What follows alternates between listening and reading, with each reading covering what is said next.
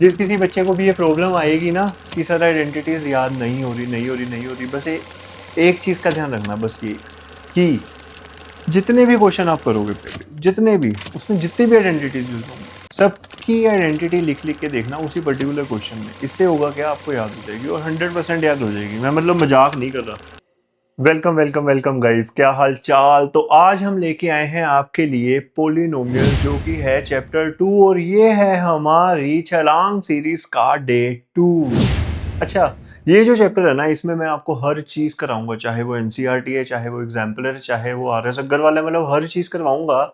और ये मेरी आपको गारंटी होगी इस बात की, अगर आपने ये चैप्टर कर लिया इस वीडियो से, ऐसा हो ही नहीं सकता कि एक भी क्वेश्चन जो हो ऐसा, वो जो फाइनल में आए वो इसमें कवर ना हो। कहने का मतलब क्या है, 100% कवरेज होगी क्वेश्चंस की। तो चलो फिर बिना टाइम वेस्ट किए हम आज की वीडियो स्टार्ट करते हैं, जो कि इतनी ज्यादा अल्टीमेट होने वाली है ना। आप एक बार कर लोगे ना, पोलिनोमियल्स 100% हो जाएगा, 100%, मोर देन 100% हो जाएगा। आपको ऐसा लगेगा कि यार ये क्या है, टुच्चा सा चैप्टर। और एक और चीज, पोलिनोमियल में से जो फाइनल में पेपर सेट होता है वो होता है 15 से 18 नंबर का। मतलब 15 to 18 मार्क्स आपके सिर्फ एक वीडियो पे टिके हुए हैं ये वाली। अगर आप में से कोई ऐसा बच्चा है जो हमारे चैनल पे न्यू आया बच्चे, तो सबसे पहले हमारे चैनल को सब्सक्राइब कर दो। क्योंकि हमने 12 दिन जो हमने कमिट किया था, 12 दिन में हमने पूरी की पूरी 9th खत्म करनी है मैथ्स। ठीक है ना। तो चलो अब बिना टाइम वेस्ट किए हम आज की वीडियो करते हैं स्टार्ट। तो देखो भाई, सबसे पहला टॉपिक है हमारा कांस्टेंट। क्या है? कांस्टेंट। अच्छा, कांस्टेंट क्या होता है? आप एज्यूम करके चलो कोई भी ऐसी चीज जो फिक्स है, जो फिक्स है, मतलब जो चेंज नहीं हो रही। ठीक है, उसकी वैल्यू फिक्स रहेगी, चाहे वो क्वेश्चन नंबर 1 हो, चाहे 2 हो, चाहे 3 हो, चाहे 4 हो, सब जगह फिक्स है, उसको बोलते हैं कांस्टेंट। क्या बोलते हैं? कांस्टेंट। एग्जाम्पल के हिसाब से अगर हम चलें तो देखो, एक तो हो जाएगा आपका 2, कोई भी नंबर ले लो, 10, कोई भी नंबर ले लो, 20। अब मान के चलो अपने पास एक कांस्टेंट वैल्यू पाई भी है, पाई। ये जो पाए है ये भी एक कांस्टेंट होता है। क्यों? क्योंकि इसकी वैल्यू या तो 22/7 लेते हैं हम, या हम लेते हैं 3.14, डिपेंडिंग अपॉन द सिचुएशन। तो अब 2 किसी भी क्वेश्चन में आए वो 2 होगा, 10 किसी में भी है 10, 20 पाए, ऐसे ये हो गया कांस्टेंट। तो वो सिंबल जिसकी फिक्स्ड न्यूमेरिकल वैल्यू हो उसको बोलते हैं कांस्टेंट। क्या बोलते हैं? Constant. Next is your variable. Variable एक ऐसी चीज है, अच्छा ये जो वर्ड है ना वेरिएबल, वेरिएबल वर्ड, ये वाला वेरिएबल वर्ड, ये किससे बना है पता है? इससे। ये बना है वेरी से। वेरी का मतलब क्या होता है? वेरी का मतलब होता है चेंज। तो नेचुरल सी बात है, वेरिएबल कोई भी ऐसा वर्ड होगा जो क्वेश्चन टू क्वेश्चन चेंज हो सके, क्वेश्चन टू क्वेश्चन जिसकी वैल्यू चेंज हो सके।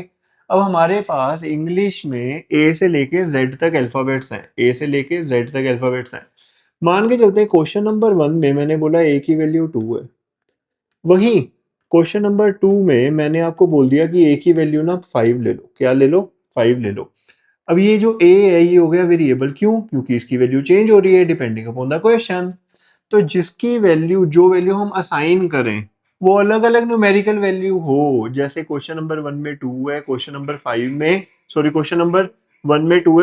2 में 5 है, इसका मतलब ये जो ए हो गया ये हो गया वेरिएबल।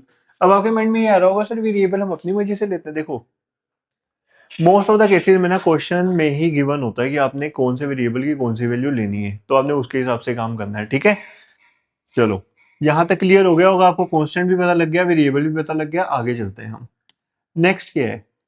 नेक्स्ट है हमारे पास एल्जेब्रिक एक्सप्रेशन। क्या है? Algebraic expression. ये जो चैप्टर है ना पोलिनोमियल, एक मैं आपको हल्का सा इसका ना रिकॉल करवा देता हूँ कंसेप्ट, हल्का सा कंसेप्ट रिकॉल करवा देता हूँ। आपने 8th क्लास में किया था, इसको रहने दो, x + 2y = 5। अब आपके माइंड में ये आ रहा होगा सर ये तो चैप्टर का नाम था लीनियर इक्वेशंस। क्या था? Linear equations. बिल्कुल सही कह रहे हो आप, चैप्टर का नाम लीनियर इक्वेशंस था। ये जो लीनियर इक्वेशन चैप्टर था ना, ये एक्चुअल में पोलिनोमियल ही तो है। ये जो लीनियर इक्वेशन चैप्टर आपने किया था, पोलिनोमियल ही तो है सर। पोलिनोमियल कैसे ही है? देखो, क्या इसमें वेरिएबल आ रहा है? आ रहा है, एक्स भी है वाई भी है। क्या इसमें ऑपरेटर आ रहा है? आ रहा है, प्लस। क्या इसमें इक्वल टू का साइन आ रहा है? आ रहा है सर। क्या इसमें एक और कांस्टेंट वैल्यू आ रही है? आ रहा है सर, 5। तो जिस किसी चीज में भी आपके पास वेरिएबल हो, क्या हो? वेरिएबल हो, कोई आपके पास कांस्टेंट वैल्यू हो तब भी ठीक है, नहीं हो तब भी ठीक है, चलेगा। ऑपरेटर लगे हो, इक्वल टू का साइन हो, तो यार ये सारी चीजें क्या शो करती हैं? पोलिनोमियल ही तो शो करती हैं। और हमारा चैप्टर का नाम क्या है? पोली। पोली का मतलब होता है मैनी। पोली का मतलब होता है मैनी। नोमियल्स का मतलब क्या होता है? मान के चलो ये सारी चीजें, variable, constant, operator, equal to, ये सारी चीजें नोमियल की कैटेगरी में डाल दो, ये हो गया पोलिनोमियल। तो जितनी भी क्वेश्चंस आपने करी थी 8th क्लास में, सारे पोलिनोमियल ही तो थे। ठीक है कि नहीं? लेकिन कुछ रूल होते हैं जिनसे हमें ये पता चलता है कि कोई पोलिनोमियल वैलिड है, कोई इनवैलिड है। वो हम करेंगे आगे। तो चलो गाइस, मैंने अभी आपको समझाया, 8th क्लास में आपने किया था लीनियर इक्वेशन। क्या किया था? Linear equation. वो एक अलजेब्रिक एक्सप्रेशन ही तो था, है कि नहीं? अब अलजेब्रिक एक्सप्रेशन कौन सा होता है वो देखते हैं।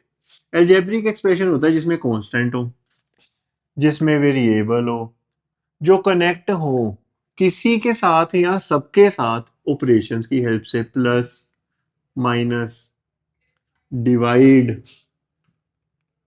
मल्टीप्लाई, कोई भी ऑपरेशन हो, उसको बोलते हैं अलजेब्रिक एक्सप्रेशन। मैं एग्जांपल देता हूं आपको।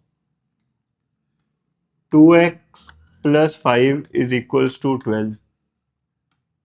3x plus 4y equals to 8। 2x square plus 3x plus 5 is equals to 7। अच्छा, अभी हमने ये किया था ना, ऐसा कुछ, 2x square plus 3x is equals to 5। ये कौन सी इक्वेशन थी? हमने किया भी था ये 8th क्लास में, क्वाड्रेटिक इक्वेशन। कौन सी इक्वेशन थी ये? क्वाड्रेटिक इक्वेशन थी ये, है कि नहीं? हमने ये सारा किया था। ये भी एक एक्सप्रेशन है, ये भी। आप ये सोच रहे हो कि सर ने सारी जगह प्लस प्लस लगाए? कोई बात नहीं यार, कोई बात नहीं। ये लो, अब ये एक्सप्रेशन है ना, इधर माइनस प्लस कर दो अगर करना है तो, बात तो सेम ही रहेगी। क्यों? क्योंकि प्लस भी चलेगा, माइनस भी चलेगा, और ये देखो 2 मल्टीप्लाई हो रहा है एक्स स्क्वायर के साथ, और 3 मल्टीप्लाई हो रहा है एक्स के साथ, तो मल्टीप्लीकेशन भी आ गया। ठीक है ना? आगे है हमारे पास रिप्रेजेंटेशन ऑफ अ पोलिनोमियल। बहुत इंपॉर्टेंट है यार ये बहुत इंपॉर्टेंट टॉपिक है ये। जिसको रिप्रेजेंटेशन आ गई उसको पोलिनोमियल आ गया। रिप्रेजेंटेशन आप इस हिसाब से समझना, जिस हिसाब से मैं समझाऊंगा आपको। देखो, एक ना हमारे पास होता है तरीका, a0 x raise to power 0 plus a1 x raise to power 1 plus a2 x raise to power 2 up to an x raise to power n तक जाती है ये रिप्रेजेंटेशन। ये रिप्रेजेंटेशन है, ये क्या है? ये रिप्रेजेंटेशन है ये पूरी की पूरी क्या है? रिप्रेजेंटेशन। सर ये रिप्रेजेंटेशन हमने अप्लाई कैसे करनी है? बच्चों को अगर रिप्रेजेंटेशन देखनी भी आ जाए ना, तो उनको पता नहीं चलता कि ये पोलिनोमियल है कि नहीं है। ठीक है ना? रिप्रेजेंटेशन से ही पता चलेगा आपको। देखो, अब ये जो पावर देख रहे हो आप, ये वाली 0, 1, 2 एंड सबसे पहले जो पावर होती है, it should be a positive whole number. बस ये याद रखना, आपको आपका आधे से ज्यादा काम हो जाएगा कि जो पावर होती है वो हमेशा पॉजिटिव होल नंबर होनी चाहिए। क्या क्या नहीं हो सकती? पावर नेगेटिव नहीं हो सकती, पावर फ्रैक्शन में नहीं हो सकती, ये दो चीजें नहीं हो सकती। ठीक है गाइस, ये दो चीजें नहीं हो सकती। अब मैं आपको कंसेप्ट क्लियर करता हूं। सबसे पहले हम सिर्फ इतनी चीज लेंगे, इतनी, सिर्फ इतनी। देखना, ध्यान से समझना। ए नोट, ये जो मैंने लिखा है ना, a0, a1, a2, an, ये सारे क्या हैं? कोएफिशिएंट्स क्या है? कोएफिशिएंट्स। सर ये कोएफिशिएंट क्या है? कोएफिशिएंट क्या है? मैं समझाता हूँ। देखो मैंने लिखा 2x, क्या लिखा मैंने? 2x। अब x के साथ क्या लगा हुआ है? 2। तो 2 हो गया कोएफिशिएंट ऑफ x। 2 हो गया कोएफिशिएंट ऑफ x। कोएफिशिएंट और कुछ नहीं होता, ये सिर्फ और सिर्फ साथी होता है। किसका साथी होता है? वेरिएबल का। किसका साथी होता है ये? वेरिएबल का। सर ये साथी हमेशा पॉजिटिव ही होता है, नेगेटिव हो सकता है कभी? हो सकता है, बिल्कुल हो सकता है। अगर -3x लिख दूं मैं तो ये हो गया साथी माइनस, और ये साथी ही तो है, ये साथी ही तो है। तो कहने का मतलब क्या हो गया, जो कोएफिशिएंट होता है वो साथी होता है। किसका साथी होता है? वेरिएबल का साथी होता है। और ये जो कोएफिशिएंट होता है ये पॉजिटिव भी हो सकता है इस केस में और नेगेटिव भी हो सकता है, दोनों हो सकते हैं। अब जैसे ये है, मैं सिर्फ इतनी चीज लिख रहा हूँ, a0x⁻0, सिर्फ इतनी चीज लिख रहा हूँ मैं, ठीक है। अब मैं मान के चलता हूँ कि मैंने a0 की वैल्यू ले ली 5। क्या ले ली? 5। और किसी भी चीज के ऊपर अगर पावर 0 होती है तो वो होता है 1। तो आंसर आ गया 5। मैं आपको एक मैजिक बताऊंगा, मैजिक करके दिखाऊंगा, यहाँ पे बताऊंगा नहीं, करके दिखाऊंगा, ठीक है ना। ध्यान से समझना। मैंने सिर्फ सिंगल टर्म ली, ये सिर्फ सिंगल टर्म है। क्या है ये? सिंगल टर्म है। और सबसे बड़ी चीज ये क्या है? कांस्टेंट टर्म है। कौन सी टर्म है ये? कांस्टेंट टर्म है। अब मैं लूंगा ये वाला।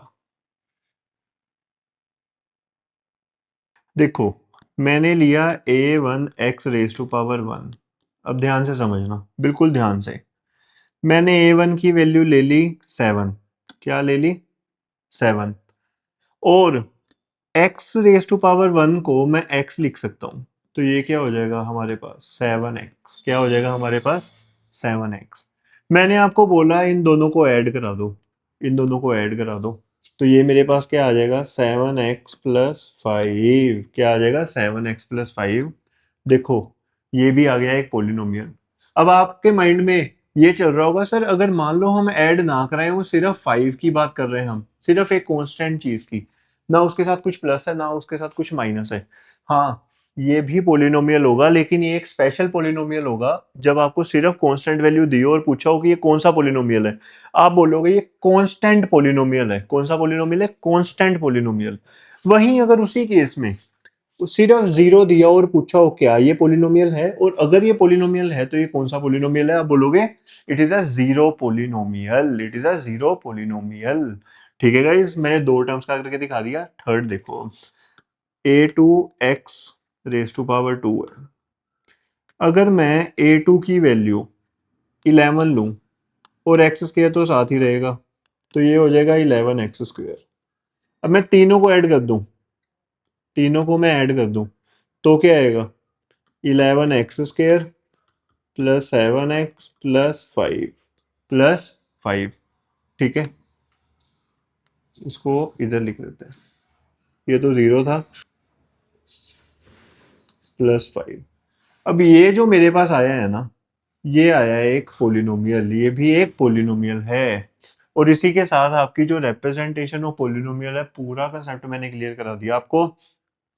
पावर के बारे में बता दिया। अब जब हम क्वेश्चन लगाएंगे ना, इसके क्वेश्चन लगाएंगे, क्वेश्चन करेंगे, तब ज्यादा पिक्चर क्लियर होगी कि कौन सी चीज पोलिनोमियल की कैटेगरी में आती है और कौन सी नहीं आती है। आगे है standard form of a polynomial. Standard form of a polynomial, ये थोड़ा सा ना, थोड़ा सा ध्यान से समझना क्वेश्चन। मतलब बहुत इजी है ये क्वेश्चन, ऐसा नहीं है कि कॉम्प्लिकेटेड है। It is a very easy question. Easy किस हिसाब से, मैं बताता हूँ आपको। स्टैंडर्ड फॉर्म की जब जब बात होती है, तब तब आपने बस ये देखना है कि अगर आपके पास एक पोलिनोमियल है 2x+3x³ +4+5x², ये पोलिनोमियल आपको दे दिया, तो ये पोलिनोमियल की जो एक्चुअल में रिप्रेजेंटेशन है वो ये नहीं है जो आपको दिख रही है। क्यों? ये गलत रिप्रेजेंटेशन है पोलिनोमियल की। सर ये गलत क्यों है? देखो ना, इसमें क्यूब भी आ रहा है, इसमें 2 पावर भी आ रही है, इसमें 1 पावर भी आ रही है, इसमें 0 पावर भी आ रही है। 0 पावर भी बोला मैंने, 4 × 1, तभी 4 आया क्योंकि इसके साथ x⁻0 लगा हुआ है 4 के साथ। 3 पावर भी है, 2 भी है, 1 भी है, 0 भी है। तो ये पोलिनोमियल गलत क्यों है इसकी रिप्रेजेंटेशन? इसलिए क्योंकि ये स्टैंडर्ड फॉर्म में नहीं है। तो स्टैंडर्ड फॉर्म क्या है? स्टैंडर्ड फॉर्म कहती है हमें कि जो ये पोलिनोमियल है, इसकी पावर यहाँ तो डिसेंडिंग ऑर्डर में होनी चाहिए। डिसेंडिंग का मतलब क्या है, बड़े से छोटा, like this 3x³ plus 5x² plus 2x+4, यहाँ तो ऐसे होनी चाहिए। ये कौन सा ऑर्डर है, this is your descending order. और यहाँ फिर ये असेंडिंग ऑर्डर में होनी चाहिए, 4+2x+5x² प्लस 3x³। ये कौन सा ऑर्डर है, ये हो गया आपका असेंडिंग ऑर्डर। या तो ऐसे होनी चाहिए या तो ऐसे होनी चाहिए, लेकिन अगर ऐसे छोड़ दिया तो गलत कर देगा टीचर, टीचर गलत कर देगा। ठीक है क्या नहीं गाइस? ये देखो इधर भी लिखा है, यहाँ तो ये असेंडिंग पावर्स में होनी चाहिए। ठीक है, मैं हाईलाइट ही कर देता हूँ। या तो असेंडिंग पावर्स में होनी चाहिए या होनी चाहिए डिसेंडिंग पावर्स में, या असेंडिंग में होनी चाहिए डिसेंडिंग। अब आप ये सोच रहे होगे सर हमने कौन सी अप्रोच फॉलो करनी है, असेंडिंग करनी है कि डिसेंडिंग? हमने डिसेंडिंग करनी है, क्योंकि हमारे according to our NCERT books जितने ही पोलिनोमियल आप देखोगे वो सारे डिसेंडिंग ऑर्डर में ही है, असेंडिंग में नहीं है। ऐसी बात नहीं है ये गलत हो जाएगा, लेकिन अगर अकॉर्डिंग टू बुक्स अगर हम देखें तो ये असेंडिंग के हिसाब से ही हम चलाएंगे अपना काम। ठीक है गाइज, नेक्स्ट। तो गाइज अपना जो अगला टॉपिक है वो है polynomials of various degrees. Sir ये डिग्री क्या है? डिग्री होता है highest power of a variable. किसी भी वेरिएबल की जो हाईएस्ट पावर होती है वो होता है उसकी डिग्री। क्या होता है उसकी degree? Highest power of a variable. ठीक है, किसकी डिग्री होता है? ये डिग्री होता है पोलिनोमियल की। किसकी डिग्री? पोलिनोमियल की। अब बात आती है लीनियर पोलिनोमियल। लीनियर पोलिनोमियल जो वर्ड है लीनियर वो बना है लाइन से। लाइन का मतलब होता है वन। वो पोलिनोमियल जिसकी डिग्री वन है। अब देखो एग्जांपल के तौर पे मैं समझाता हूँ आपको। ये अपने पास आ गया 2x, ये अपने पास आ गया 3x+5, ये अपने पास आ गया सिर्फ x। ये तीन केस मैंने यहाँ पे लिखे हैं, ध्यान से समझना। अब अगर मैं इस केस को कंसीडर करूं, इस वेरिएबल की पावर है वन, और मैंने आपको बोला डिग्री क्या होता है? Highest power of a variable. अब अगर इस वेरिएबल की पावर वन है, इसका मतलब इस पूरे के पूरे पोलिनोमियल की डिग्री क्या होगी? वन। अब इधर आओ, कांस्टेंट की अगर हम बात करें, कांस्टेंट 5, इसके साथ क्या लगा होता है? जीरो। तो कोई भी अगर कांस्टेंट है तो उसकी डिग्री क्या होती है? जीरो। याद रखना, कांस्टेंट की डिग्री क्या होती है? जीरो। किसी भी कांस्टेंट की डिग्री होती है जीरो। अब इसकी होगी जीरो, ये वाली टर्म की। ठीक है, ये वाली टर्म की क्या है? वन। वन और जीरो में बड़ा नंबर कौन सा है? वन। इसका मतलब ये वाले पोलिनोमियल की डिग्री क्या होगी? वन। इसके ऊपर तो पावर ही वन है, तो ये तो वैसे ही वन हो जाएगी। तो तीनों केस हो गए क्लियर। तो लीनियर पोलिनोमियल वो पोलिनोमियल होता है जिसकी डिग्री वन हो। अब बात आती है क्वाड्रेटिक पोलिनोमियल की। क्वाड्रेटिक पोलिनोमियल होता है जिसकी डिग्री टू हो। एग्जाम्पल के तौर पे अगर मैं आपको समझाऊं तो 2x² प्लस 3x+5 भी एक क्वाड्रेटिक पोलिनोमियल है। 2x² माइनस 3x भी एक क्वाड्रेटिक पोलिनोमियल है, और सिर्फ 2x² भी एक क्वाड्रेटिक पोलिनोमियल है। बड़े बच्चे कंफ्यूज हो जाते हैं इस चीज में। वो कहते हैं ये क्वाड्रेटिक पोलिनोमियल है लेकिन ये नहीं है। क्यों नहीं है? क्यों नहीं है ये है। इसके वेरिएबल के ऊपर पावर टू है जिसकी वजह से इसकी डिग्री टू है। अच्छा, अब ये वाली टर्म की डिग्री क्या है? सिर्फ इस टर्म की, इस टर्म की डिग्री बताओ। टर्म की डिग्री वन है, इस टर्म की डिग्री टू है। पोलिनोमियल की डिग्री क्या है? जो हाईएस्ट पावर है वेरिएबल की, वन बड़ा के टू, टू बड़ा, तो इसकी टू है। इस कांस्टेंट पोलिनोमियल की डिग्री क्या है? जीरो। इस वाले वेरिएबल की पावर क्या है? वन। इस वाले वेरिएबल की पावर क्या है? टू। सबसे बड़ा नंबर कौन सा है? टू। तो इसकी डिग्री क्या होगी? टू। ऐसे देखते हैं बच्चे। तो ये भी एक क्वाड्रेटिक पोलिनोमियल है, ये भी और ये भी। ठीक है गाइज, देखो इसको हमने इस हिसाब से समझना है कि जब आप ये क्वेश्चन कर रहे हो इस वीडियो के अंदर, आपको ऑन द स्पॉट ही सारा कुछ क्लियर हो जाए, बाद में जाके आपको ज्यादा एफर्ट ना मारना पड़े। देखो गाइज, नेक्स्ट है अपने पास क्यूबिक पोलिनोमियल। अच्छा, ये जो क्यूबिक वर्ड है ना, इसका मतलब होता है वो पोलिनोमियल जिसकी डिग्री थ्री हो। आप टेंशन ना लो, ये जो कंसेप्ट मैं आपको करवा रहा हूँ ना, अभी तो मैं एग्जांपल दे रहा हूँ, ठीक है? तो ऐसा नहीं है मैं आपको क्वेश्चन नहीं करवाऊंगा इसके। जब आप ये समझ के एग्जांपल समझ के क्वेश्चन समझ लोगे ना भाई, मैं सही कह रहा हूँ, आपको ऐसा फील होगा लिटरली कि यार अपने को सब आता है।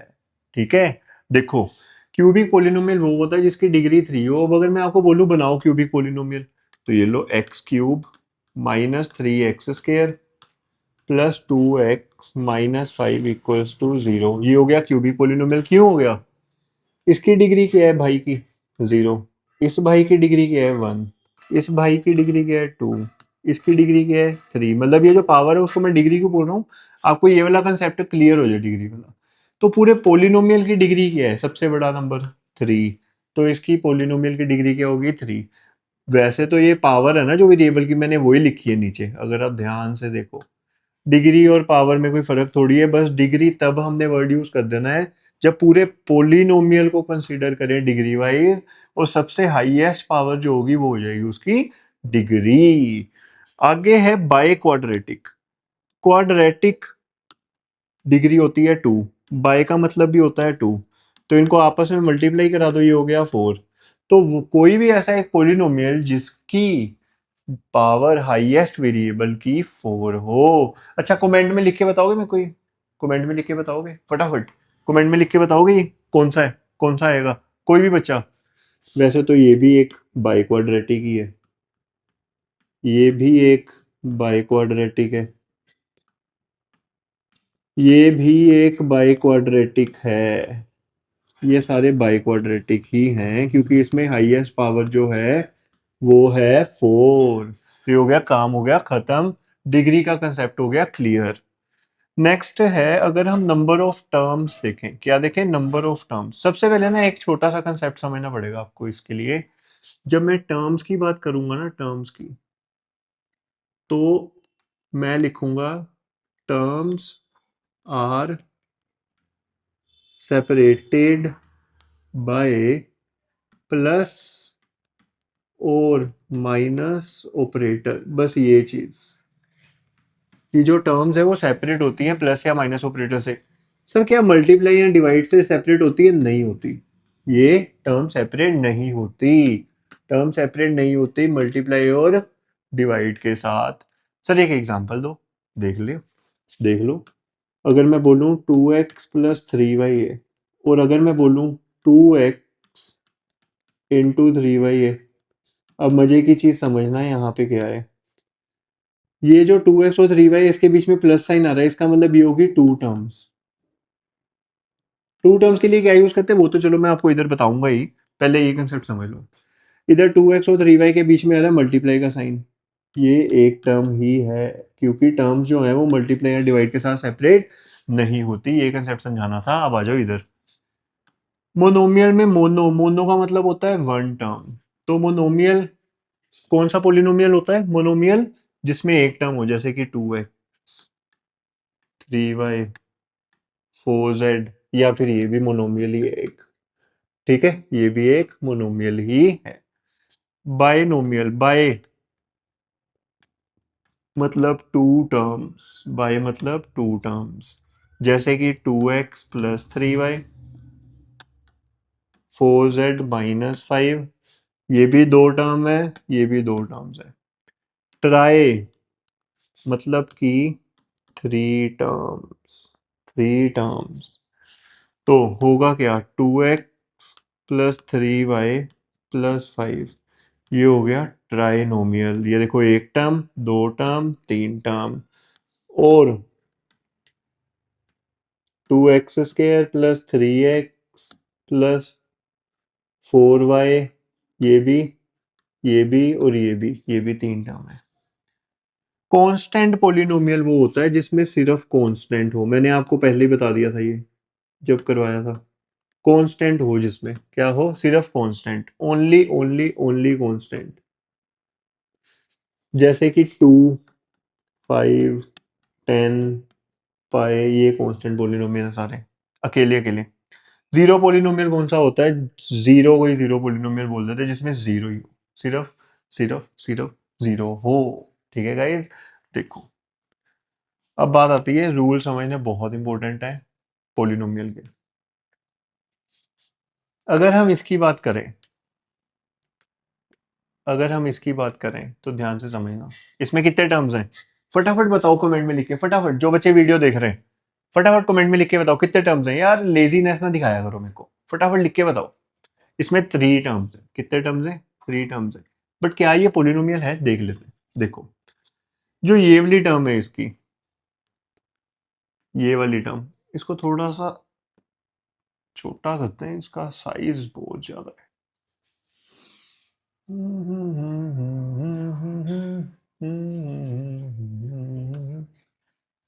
इसको करते हैं 10, इतना ठीक है। एक है ये टर्म, हुआ ही कुछ नहीं। एक है ये टर्म, चलो छोड़ो।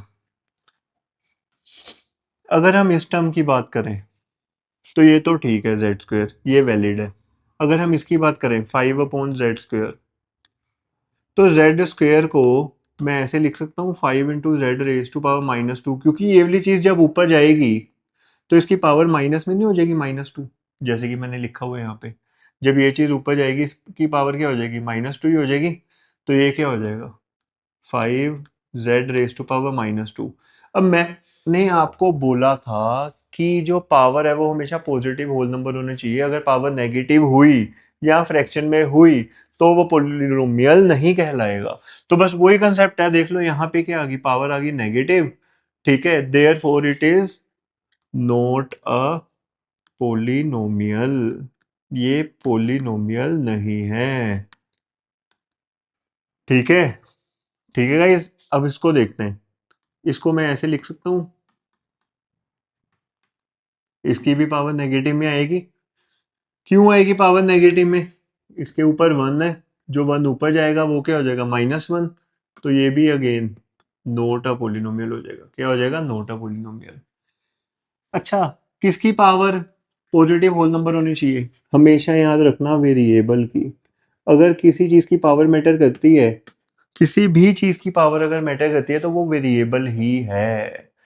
ठीक है, वेरिएबल की पावर मैटर करती है। अब जैसे इस पर्टिकुलर केस में देखो, इसको अगर मैं सोल्व करूं तो इसको मैं ऐसे लिख सकता हूँ √5 × √x, क्योंकि दोनों रूट के अंदर है ना, स्क्वायर रूट के अंदर है।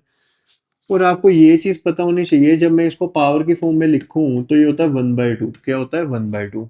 अब देखो, ये वाली जो चीज है इसको मैं कैसे लिखूंगा? ऐसे लिखूंगा, x⁻²। अब अगर वेरिएबल की power as the power of a variable is in fraction, therefore it is not a polynomial। मतलब ये भी नहीं है, ये भी नहीं है, और ये भी नहीं है। ठीक है ना? अब बात आती है इस भाई साहब की, इस भाई साहब की बात आती है। अब सिर्फ इतनी वैल्यू देखना, इतनी जो मैं मार्क कर रहा हूं, इतनी। क्या मैं इसको ऐसे लिख सकता हूं? ये जब -2 ऊपर जाएगा तो क्या हो जाएगा? +2। ये हो गया +3x +5। ये हो जाएगा x² / 4 +3x + 5। अब बताओ क्या ये पोलिनोमियल है? Yes, it is a polynomial. क्यों? क्योंकि इसके ये वाले वेरिएबल के ऊपर पावर पॉजिटिव होल नंबर है, इसके ऊपर पावर पॉजिटिव होल नंबर 1 है, और ये कांस्टेंट वैल्यू आ गई। तो ये हो गया polynomial in the form of 3 terms. मतलब इस पोलिनोमियल के अंदर कितनी टर्म है? 3 टर्म है। आपने एक चीज का ध्यान रखना, सबने कौन कौन सी चीज नहीं होनी चाहिए। अब मैं इधर दोबारा से बता देता हूँ, कोई भी रूट नहीं होना चाहिए, किसी भी तरह का रूट नहीं होना चाहिए, रूट नहीं होने चाहिए।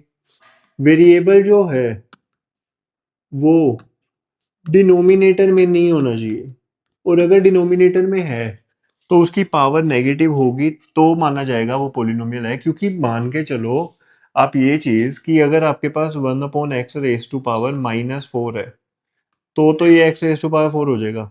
लेकिन यहाँ पे अगर 1/x⁻⁴ है तो ये x⁻⁻4 ही होगा। हाँ या ना? तो कोई भी वेरिएबल अगर वो डिनोमिनेटर में आ रहा है और उसकी पावर पॉजिटिव है तो यार सीधा ही मना कर देना, नन्ना कर देना उसको। क्यों? क्योंकि जब पावर ऊपर जानी है, वेरिएबल ऊपर जाना है, उसकी पावर हो जानी है ये, सॉरी, जब इसकी वेरिएबल ऊपर जाएगा, इसकी पावर शिफ्ट होगी तो हो जाएगी नेगेटिव, और नेगेटिव पावर अगर वेरिएबल के ऊपर आ गई तो वो पॉलिनोमियल नहीं कहलाएगा। नेक्स्ट भी सेम ही आपने बताना है कि इसमें से कौन कौन से ऐसे एक्सप्रेशंस हैं जो पॉलिनोमियल हैं, और अगर पॉलिनोमियल नहीं है तो कोई बात नहीं, बट अगर है, in case of the polynomial right करनी है उसकी डिग्री। अब आ जाओ यहाँ पे, यहाँ पे देखते हैं। एक्स क्यूब माइनस 5x+2, ये है, ठीक है।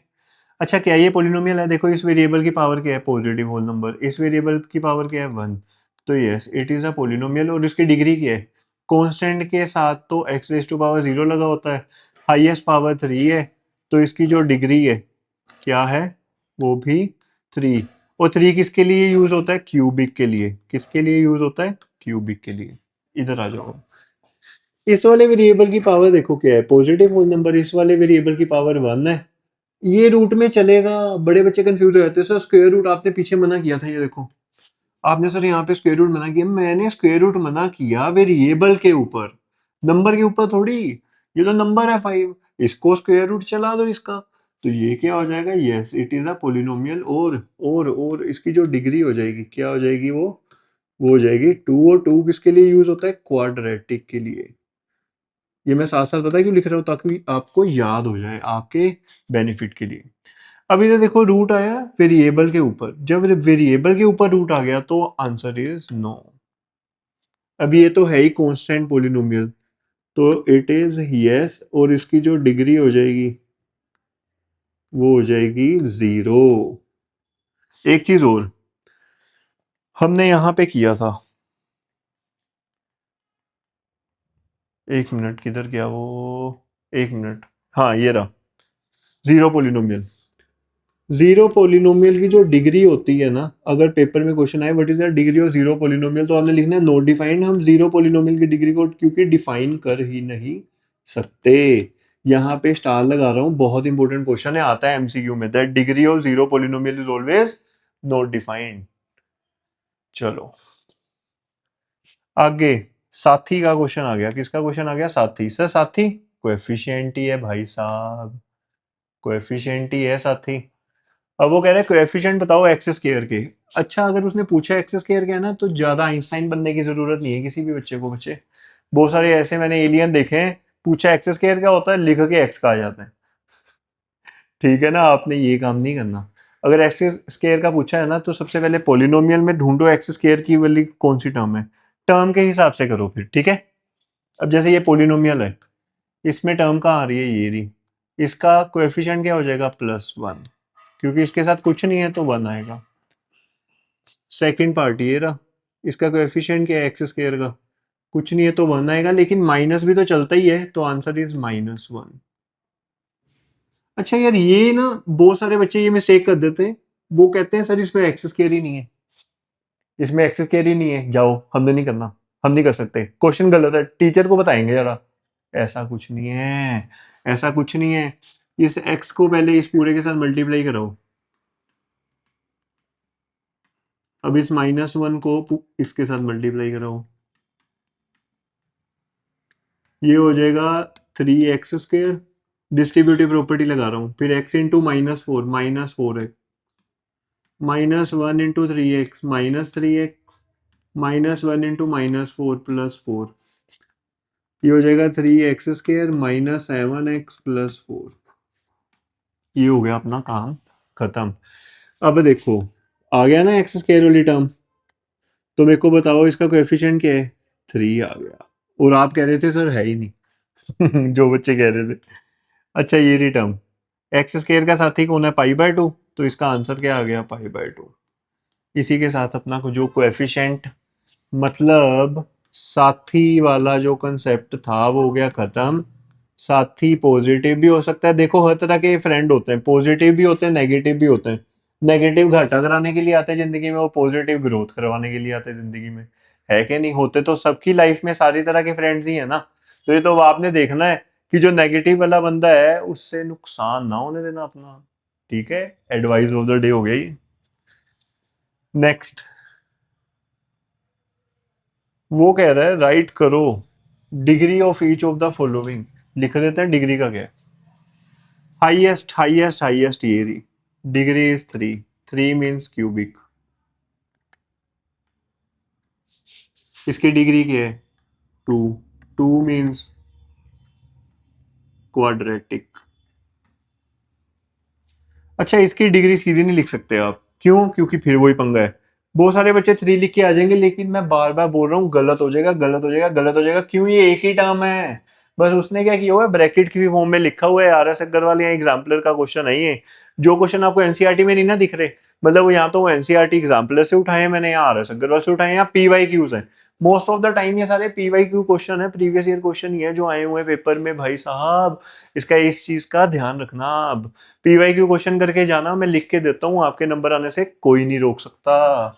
देखो, वाई स्केयर इंटू वाई क्या हो जाएगा, y cube, y square into y cube क्या हो जाएगा, वाई रेस टू पावर 5, 5 हो जाएगा, 5 हो जाएगा, 5 हो जाएगा। Y square into y cube, same base आपस में मल्टीप्लाई हो रहे हैं, पावर्स ऐड हो जाएंगी, ये हो जाएगा y raise to power 5, y raise to power 5। Next, वो कह रहा है क्लासिफाई करो इनमें से कौन कौन सी टर्म लीनियर है, क्वाड्रेटिक है, क्यूबिक है। अच्छा, ये देखो सबसे पहले कितना ब्यूटीफुल है भाई, कितना ब्यूटीफुल है। तू तो आ भाई जरा, तेरे को बताता हूँ। सबसे पहले तेरी डिग्री 2 है ना, चल तू क्वाड्रेटिक में। ठीक है ना, पकड़ पकड़ के मारो इनको। ये देखो, इसकी डिग्री 3 है, चल भाई तू क्यूबिक में। इसकी डिग्री क्या है 2, चल भाई तू भी क्वाड्रेटिक में। तेरी तो बेचारे 1 ही है, चल तू आ जा इधर लीनियर में, क्योंकि तेरी 1 है। तेरी भी 1 है, चल तू भी लीनियर में। तेरी 2 है, चल भाई तू भी क्वाड्रेटिक में। इसी के साथ अपना ये वाला कंसेप्ट हो गया खत्म। ये रहा बेचारा छोटा सा रह गया, वो कहता भाई मेरे को भूल गए। नहीं नहीं, ये ले, तेरी 3 है तो तू जाएगा क्यूबिक में। 3 का मतलब क्यूबिक, 2 का मतलब क्वाड्रेटिक, 1 का मतलब लीनियर। उसी के साथ हो गया काम, हो गया खत्म इस पर्टिकुलर क्वेश्चन का। नेक्स्ट, आगे है हमारे पास कुछ केस है। केस का मतलब क्या है सर? केस का मतलब है, अब हमने ना ग्राउंड बना ली, अब पोलिनोमियल की हमने ग्राउंड बना ली।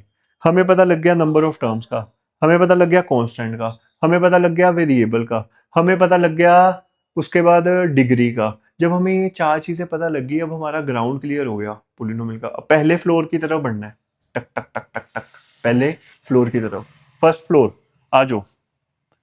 वो कह रहा है अगर आपको बोले वो फाइंड करो वैल्यू ऑफ अ पोलिनोमियल, सबसे पहला केस है आपका finding value of a polynomial. देखो, वो कह रहा है px आपको दिया हुआ है, ये फाइंड करनी है हमने p2। अच्छा, ये जो px है ना, इसको पहले मैं प्रोनाउंस करना सिखाता हूँ। आधे से ज्यादा बच्चों को तो पता ही नहीं है यार कि प्रोनाउंसिएशन करनी कैसे है पोलिनोमियल की। मतलब वो कुछ भी करी जा रहे हैं, कुछ भी, लिटरली कुछ भी करी जा रहे हैं, वो उनको प्रोनाउंसिएशन ही नहीं पता। ये जो px है ना, इसका मतलब क्या है, polynomial in terms of x. अच्छा, अब इसका मतलब क्या है polynomial in terms of x का? मतलब कि ये जो पोलिनोमियल मैं यहां पे डिफाइन करने लगा हूं, आपने उसको पहले ही बता दिया, उसमें वेरिएबल रहेगा एक्स। ऐसे कभी नहीं होगा, आप ऐसा कभी नहीं देखोगे। ऐसा, यहां पे आप उसको डिफाइन कर रहे हो कि भाई जो पोलिनोमियल मैं यहां लिखूंगा उसका वेरिएबल एक्स है। क्या है? एक्स। और यहाँ पे आप टी लिखी जा रहे हो, भाई घर का राज है क्या? घर का राज है क्या? ऐसा नहीं होगा। तो पी एक्स का मतलब है polynomial in terms of x. अब यहाँ पे ठीक है, ये वैलिड पोलिनोमियल है, क्योंकि यहाँ पे आपने डिफाइन किया कि आप वेरिएबल एक्स यूज करोगे, यहाँ पे एक्स एक्स ही आ रहा है। अब आगे वो कह रहा है कि जैसे पी एक्स ये है तो पी टू की वैल्यू निकालो। मेरे को पी एक्स लिखने दो यहाँ पे, ये हो जाएगा 3x² माइनस 5x+6 हो गया ये। अब पी टू क्या हो जाएगा, P2, जहां जहां x है वहां वहां 2 डाल दो।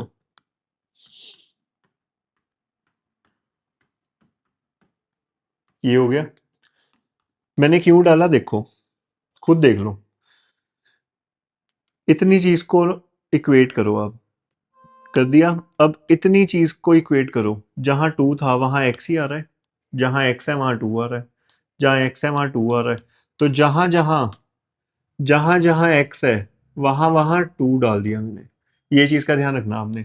सबसे पहले ब्रैकेट ओपन होगी, तो 3 इंटू 2 का स्क्वायर हो गया 4, माइनस 5 टू जा क्या हो गया 10, प्लस 6, 4 3 जा क्या हो गया 12, माइनस 10 प्लस 6, 12 प्लस 6 हो गया 18, minus 10 equals to 8। And this is your final answer.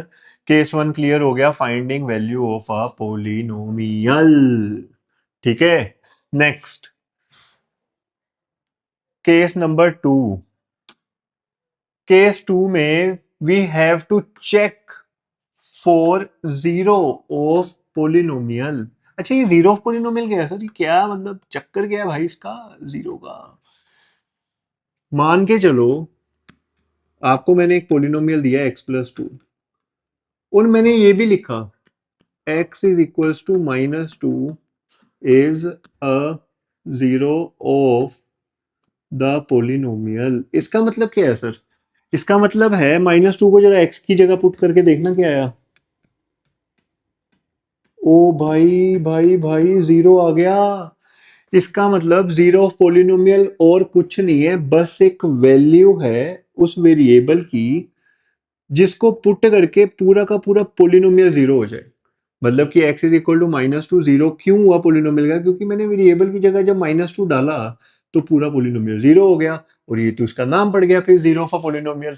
मतलब ऐसी वैल्यू वेरिएबल की जिसको पुट करके पूरा पोलिनोमियल जीरो हो जाए, पोलिनोमियल जीरो हो जाए, पोलिनोमियल जीरो हो जाए। इतना ही काम है। अब अगर जीरो नहीं हो रहा, हमने कोई वैल्यू पुट की वेरिएबल की पोलिनोमियल में लेकिन जीरो नहीं हुआ, इसका मतलब वो जीरो पोलिनोमियल नहीं है। खत्म, इतना सा काम। देखो अब वगैरह चेक करो कि क्या -x is equal to -m/l इसका जीरो है कि नहीं है। तो चलो आओ हम पुट करते हैं -m/l को, जहां जहां x है, जहां जहां x है वहां वहां -m/l पुट करो। कर दिया, ये हो गया +m।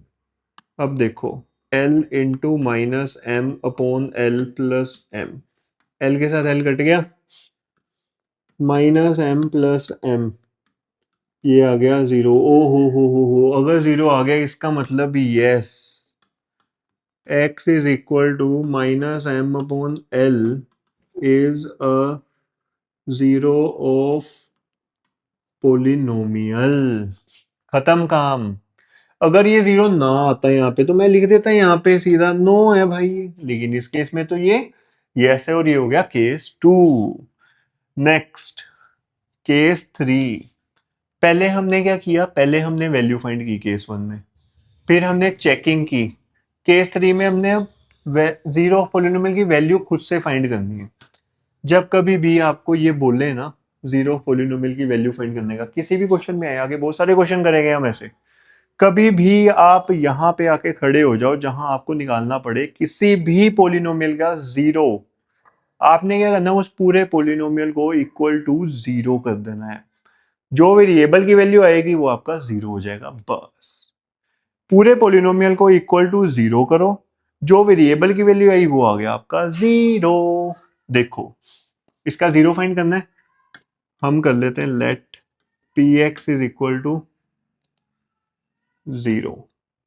अगर p x equal to zero है तो ये भी तो पी एक्स ही है, तो 2x+1 इक्वल टू हो गया जीरो, +1 इधर जाएगा, ये क्या हो जाएगा 2x is equal to -1। Two इधर मल्टीप्लाई हो रहा है x के साथ, इधर जाके क्या हो जाएगा डिवाइड। तो ये हो गया x इज इक्वल टू -1/2। क्या हो गया x इज इक्वल टू -1/2, और ये जो x इज इक्वल टू -1/2 आया है ये तो आया है जीरो। वेरीफाई करूं, चलो करते हैं। ये देख रहे हो पी एक्स क्या है 2x+1, अब x की वैल्यू क्या है ये -1/2। तो जहां है, जहां x है वहां वहां -1/2 डाल दो। ये कट गया, आंसर आ गया -1 + 1 = 0। ये जो मैंने ब्रैकेट के अंदर कटिंग की ना यार, आप इसको ओपन करके करना प्लीज, ठीक है। इसको ओपन करके करना, इस चीज का ध्यान रखना आप, ठीक है। ऐसे ना करना जैसे मैंने किया है। मैंने क्यों किया है, टाइम सेव करने के लिए हम कुछ शॉर्टकट में स्टेप्स कर देते हैं। लेकिन आप क्या करोगे, 2 इंटू -1/2 + 1 कर देना। कुछ टीचर ऐसे भी चल जाते हैं, नंबर दे देते हैं, कुछ काट लेते हैं। हमने बस रिस्क नहीं लेना, रिस्क कवर करके चलना हमने। ओके, ये हो गया काम अपना खत्म। केस 1 में हमने क्या किया था, फाइंड की थी वैल्यू। केस 2 में हमने क्या किया था, केस 2 में चेक किया था कि जो वैल्यू दी हुई है क्या वो 0 है, और केस 3 में हमने 0 निकाला है। किसी भी पोलिनोमियल का अगर 0 निकालना है, उस पूरे पोलिनोमियल को 0 के साथ इक्वेट कर दो, और वेरिएबल की जो वैल्यू आएगी वो हो जाएगा उसका 0। ठीक है। तो गाइस नेक्स्ट जो अपना टॉपिक है वो है मिडल टर्म स्प्लिटिंग। क्या है मिडल टर्म स्प्लिटिंग? अच्छा, ये नाम ही बता रहा आपको करना क्या आपने। मिडल टर्म को आपने स्प्लिट कर देना है, नेम ही बता रहा है आपको। मिडल टर्म कौन सी है सर? ये रही, ये मिडल टर्म है, ये फर्स्ट टर्म है, ये लास्ट टर्म है। अब इसको स्प्लिट करने का क्या मेथड है, देखो सबसे पहले ना आपको इसकी रिप्रेजेंटेशन पता होनी चाहिए। इसको हम ऐसे रिप्रेजेंट करते हैं, ax² + bx + c। ठीक है, ऐसे इसको हमने रिप्रेजेंट कर दिया। अब ये क्या हो जाएगा, ये हो जाएगा a। क्या हो जाएगा, a हो गया 6। ये क्या हो जाएगा, इतनी चीज b, b हो जाएगा 17। और ये क्या हो जाएगा, ये हो जाएगा सी, सी हो जाएगा 5। क्या हो जाएगा 5। एक चीज का ध्यान रखना अपना, कि अगर प्लस होगा तो साथ में प्लस लगा देना, माइनस होगा माइनस लगा देना। लेकिन इस केस में ए 6 है, बी 17 है और सी 5 है। आपको ये सोच रहे होगे आप कि सर एक्स स्क्वायर और एक्स कहाँ गया, बच्चे वो नहीं लिखते हम। एक चीज का हमेशा ध्यान रखना, हमने वो नहीं लिखना अपने एक्स स्क्वायर एक्स जब आप ए बी सी निकाल रहे हो। अब आपने क्या करना है, आपने निकालना है प्रोडक्ट। क्या निकालना है, प्रोडक्ट। प्रोडक्ट होता है ए इंटू सी। अब देखो, ए है 6 और सी है 5, तो ये हो गया 30। प्रोडक्ट के केस में ना साइन नहीं मैटर करते, तो टेंशन लेने की नीड नहीं है, साइन मैटर करते ही नहीं है। मतलब जो आपने ए आएगा यहाँ पे, चाहे माइनस हो चाहे प्लस हो, आपने प्लस में लिखना है। सी माइनस हो प्लस हो, आपने प्लस में लिखना है। फिर आता है सम। सम निकालने का तरीका होता है, सम होता है बी, और बी क्या है 17। अब यहाँ पे आपने ये देखना है कि सम के केस में साइन मैटर करते हैं। अगर मान लो अगर बी -17 है तो आप यहाँ पे -17 लिखते, अब जैसे प्लस था तो प्लस लिख दिया हमने। सम के केस में साइन मैटर करते हैं, याद रखने का तरीका है S for sum S for sign. इस हिसाब से आप इसको याद रख सकते हो। ठीक है गाइस, यहाँ तक क्लियर हो गया। अब आपने क्या करना है, फैक्टर्स निकालने। क्या निकालने हैं, फैक्टर्स निकालने। किसके फैक्टर्स निकालने, फैक्टर्स निकालने प्रोडक्ट के। किसके निकालने, प्रोडक्ट के फैक्टर्स निकालने। कैसे निकालेंगे, 130 जा 30। 30 किसके किसके टेबल पे आता है, स्टार्टिंग से लिख देना है। 130 जा 30, 215 जा, 310 जा। अब रुको, रुको। 1 और 30 को प्लस या माइनस करके क्या 17 आ सकता है, नहीं आ सकता। 3 और 10 को प्लस या माइनस करके क्या 17 आ सकता है, नहीं आ सकता। लेकिन 2 और 15 को प्लस या माइनस करके क्या 17 आ सकता है, बिल्कुल आ सकता है। ये हो गया +2 +15, ये हो गया 17। तो हम क्या करेंगे, ये वैल्यू उठा लेंगे। क्या करेंगे हम, ये वैल्यू उठा लेंगे, ये वाली। तो 17 की जगह हम इसको स्प्लिट कर देंगे, किसमें, 2 में और 15 में। आ जाओ अब यहाँ पे, पहले वाली टर्म को आपने एज इट इज लिख देना है, छेड़ना ही नहीं है।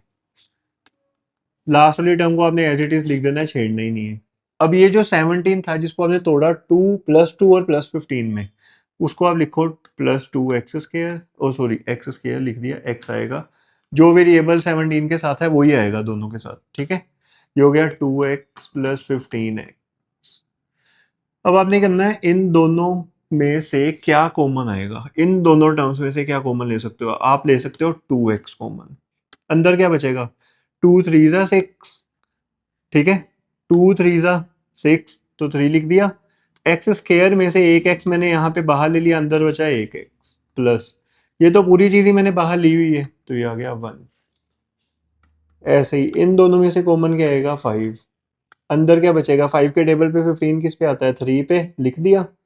x as it is +1। अब मजे की चीज देखो, ये वाली ब्रैकेट सेम आ रही है। अगर ये ब्रैकेट सेम आ रही है इसका मतलब आप सही कर रहे हो, सारी कैलकुलेशन सही जा रही है, you are doing right, some right way.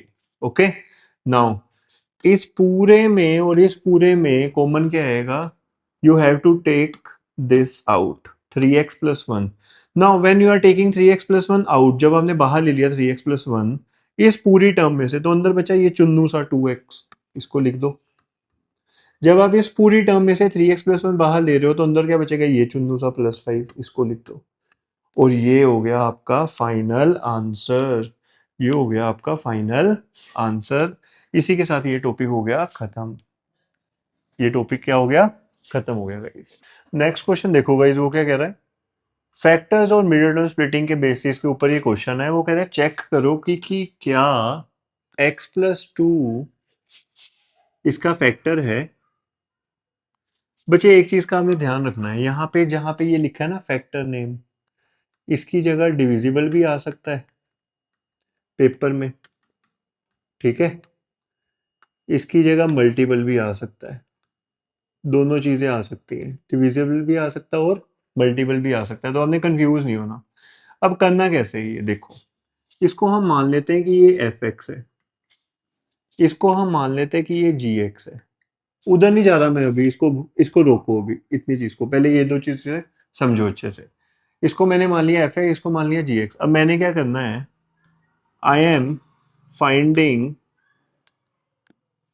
Zero of g x, g x का जीरो फाइंड कर रहा हूं मैं। कैसे फाइंड करूंगा, लेट कर लो x+2 इक्वल्स टू 0, तो x इक्वल्स टू क्या हो जाएगा, -2। हाँ, x इक्वल टू क्या हो गया, -2।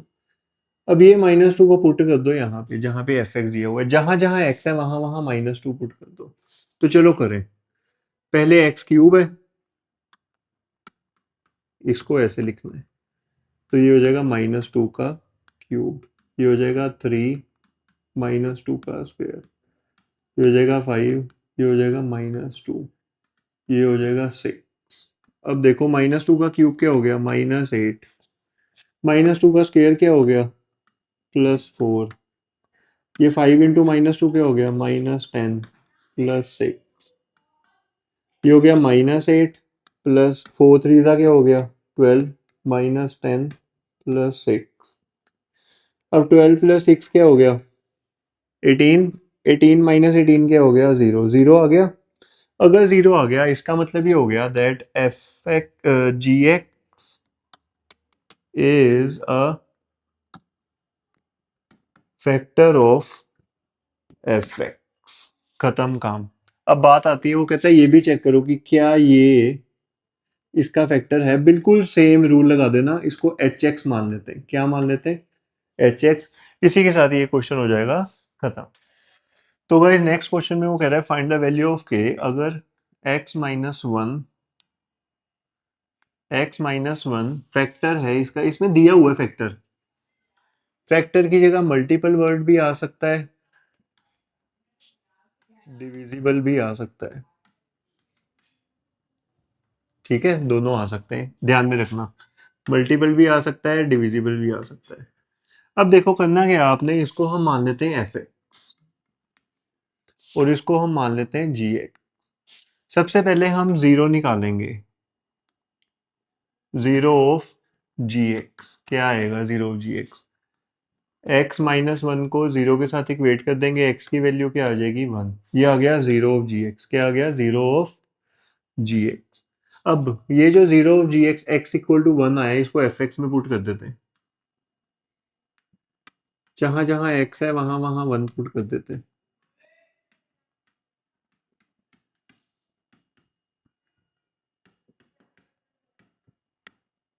कर दिया।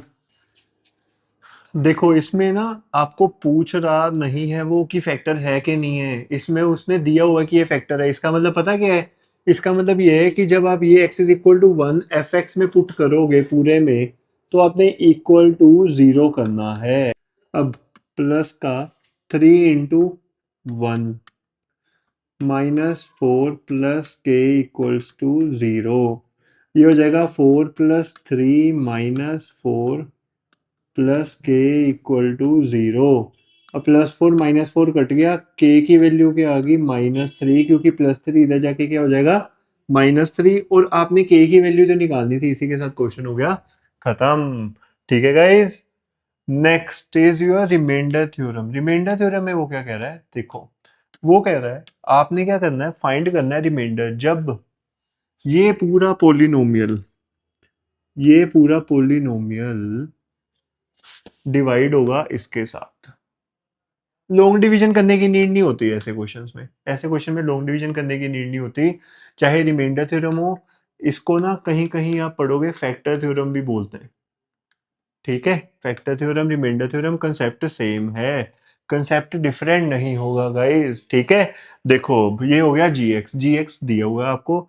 सबसे पहले आपने क्या निकालना है, जीरो ऑफ जी एक्स। क्या निकालना है, zero of g x. Zero of g x निकालने के लिए क्या करोगे, 2x - 1 इक्वल टू 0 कर दोगे, 2x इज इक्वल्स टू 1 कर दोगे, x हो जाएगा 1/2। अब ये जो x इज इक्वल टू 1/2 आया है आपके पास, इसको आप जहां जहां x है वहां वहां डाल दो। देखो ये हो गया 1/2, ये हो गया 4, 1/2 का क्यूब -12, 1/2 का स्क्वायर +14, 1/2 -3। अब बस करना क्या है, कैलकुलेट। ये हो जाएगा 4, 1/2 का क्यूब, 1 का क्यूब क्या हो गया 1, 2 का क्यूब क्या हो गया 8, माइनस ये हो गया 12 इंटू 1 का स्क्वायर क्या हो गया 1, 2 का स्क्वायर हो गया 4, प्लस 14/2 -3।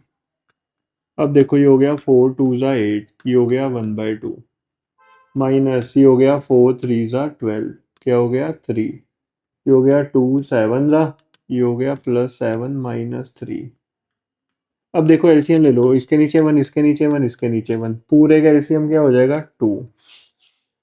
ये वाली टर्म देखो, इसका डिनोमिनेटर सेम है, तो ये आ गया 1 1। ये वाली टर्म देखो, डिनोमिनेटर 1 है, 1 2 ज़ा 2 हो जाएगा, तो 3 2 ज़ा क्या हो गया 6, 1 2 ज़ा 2, 7 2 ज़ा 14, 1 2 ज़ा 2, 3 2 ज़ा 6। अब देखो 14 + 1 15, -6 -6 -12/2 इक्वल्स टू, ये आ गया 3/2, और ये आ गया आपका फाइनल आंसर गाइस। और इसी के साथ ये वाला क्वेश्चन की होगी समाप्ति।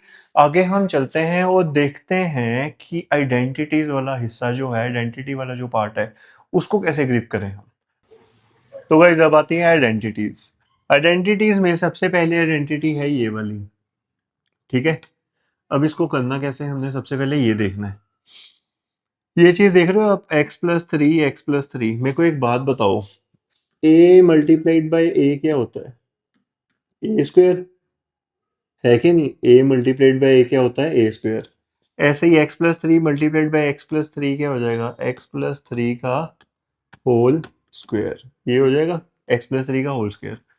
अब इसके हिसाब से, आइडेंटिटी के हिसाब से अगर हम देखें, आपको ना पहले विजुअलाइजेशन करनी पड़ेगी इसकी। विजुअलाइजेशन कैसे करनी है, ऐसे इसके नीचे आइडेंटिटी लिखो, हर क्वेश्चन के साथ ना आइडेंटिटी लिखना।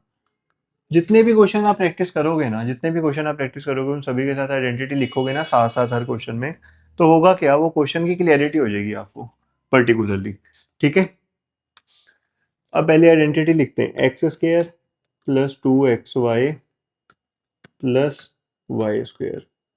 अब देखना है यहाँ, x है x और y है 3। अब बस वैल्यूज प्लेस करनी है इसके हिसाब से। ये हो गया x² + 2xy + y²। ये हो गया। अब देखो ये क्या हो जाएगा, x² + 2 into x, 2x into 3 6x + 9।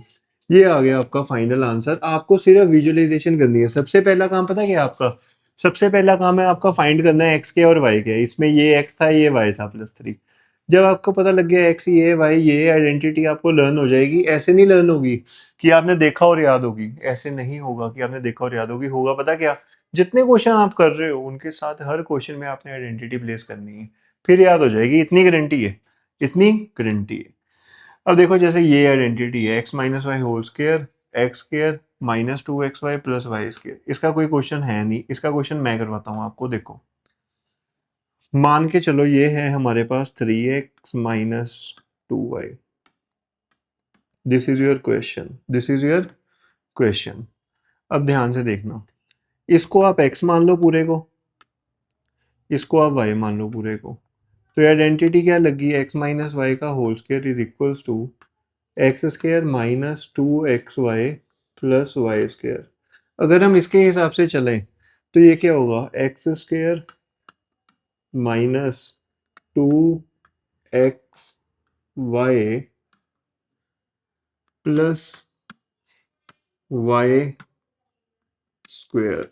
तो ये क्या हो जाएगा, ये हो गया 9x स्क्वायर माइनस 3 2 जा 6 2 जा 12xy plus 4y square and this is your final answer, this is your final answer. किया क्या आपने, सबसे पहले फिगर आउट कर लिया, क्या कर लिया, फिगर आउट की भाई ये जो चीज है ये x है और ये जो चीज है ये y है। बच्चे इस क्वेश्चन में और गलती करते हैं एक, वो क्या करते हैं, इधर माइनस का साइन देखते हैं और इधर y के साथ माइनस लगा देते हैं, इधर भी y के साथ माइनस लगा देते हैं। नहीं करना है ऐसे, वो आइडेंटिटी जो माइनस में है इधर माइनस का साइन आ गया, काम हो गया खत्म। इसके हिसाब से x हो जाएगा 3x और y हो जाएगा 2y।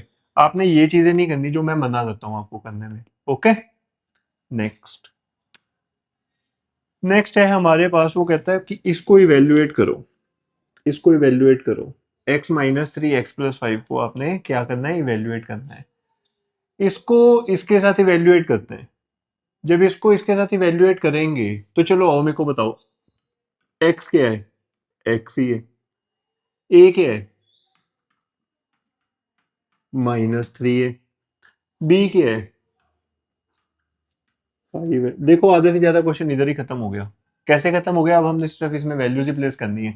हमारे पास x की वैल्यू x है, a की वैल्यू -3 है, b की वैल्यू 5 है, x की वैल्यू x है। जब आपको विजुअलाइजेशन होगी ना कि भाई एक्चुअल में दिया क्या हुआ क्वेश्चन में, कौन सी चीज दी हुई है, फिर आपका क्वेश्चन होने से कोई नहीं रोक सकता, ठीक है, सिवाय आपके ऑब्वियसली। ओके देखो ये क्या हो गया, ये हो गया एक्स स्क्वायर प्लस ए क्या है -3 plus 5 a plus b x plus -3 5 a b. ये क्या हो जाएगा, एक्स स्क्वायर प्लस 2x -15, ये हो गया आंसर। सर ये कैसे आया, ये कैसे आया, ये कैसे आया, देखो ध्यान से, देखो ध्यान से, x का square x square -3 plus 5 plus 2, ये x इधर मल्टीप्लाई हो रहा था करवा दिया, 5 3 जा 15, आगे आ गया माइनस का साइन लगा दिया, खत्म हो गया काम। इसी के साथ होगी समाप्ति इस क्वेश्चन की। आगे चलते हैं हम, अगर इवेल्युएट करो 105 into 106 without multiplying directly. Okay अच्छा 105 को क्या मैं 100 प्लस 5 लिख सकता हूँ, बिल्कुल लिख सकता हूँ। 106 को क्या मैं 100 प्लस 6 लिख सकता हूँ, बिल्कुल लिख सकता हूँ। अब देखना क्या ये x प्लस ए और x प्लस बी की आइडेंटिटी नहीं बन रही, जो एक्चुअल में क्या है x square plus a plus b x plus a b, है क्या नहीं। अब इसके हिसाब से अगर हम चलें तो x की वैल्यू क्या है 100, a की वैल्यू क्या है 5, b की वैल्यू क्या है 6। अब बस वैल्यूज प्लेस कर दो इधर, x की वैल्यू क्या है 100, a की वैल्यू क्या है 5, b की 6, x की 100 प्लस a की 5, b की 6। अब देखो ध्यान से, 100 का स्क्वायर क्या हो जाएगा, 4 जीरो लग गए, 5 प्लस 6 11, तो ये हो गया 1100, 5 6 हो गया 30, तो आपके पास आंसर क्या आ गया 03111 and this is your final answer. Add करके चाहे आप करके देख लेना, दिस इज योर, वो ये कहाँ चले गया भाई, sorry, this is your final answer. ठीक है, ओके, नेक्स्ट। अब हमने क्या करना है, अभी तक हमने क्या किया था, अभी तक हमने किया था, हमें लेफ्ट हैंड साइड गिवन थी और राइट हमने निकाल ली। अभी तक हमने यही किया। अब हमें राइट गिवन है और लेफ्ट निकालनी है। राइट गिवन है और लेफ्ट निकालनी है, तो राइट को राइट के साथ कंपैरिजन करेंगे हम। इसको करने का एक बहुत सिंपल वे, बहुत ज्यादा सिंपल वे। ऐसे क्वेश्चंस को करने के लिए ना आपने पता क्या करना है, सिर्फ पहली टर्म और लास्ट टर्म को कंसीडर करना है, बस। बीच वाली का कुछ नहीं करना, पंगे लेने ही नहीं है बीच वाली के साथ, ठीक है। सिर्फ पहली और लास्ट। कैसे करना है देखो, इसको अगर मैं पूरे को रूट में लिखना चाहूं तो क्या मैं ऐसे लिख सकता हूँ, 7a का होल स्क्वायर प्लस, इसको अगर मैं पूरी को रूट में लिखना चाहूं तो क्या मैं ऐसे लिख सकता हूँ 5b का होल स्क्वायर। अब मेरे पास कहीं ना कहीं ये आ गया एक्स स्क्वायर और ये आ गया वाई स्क्वायर, बीच में तो मेरे को पता ही है क्या होता है, 2xy।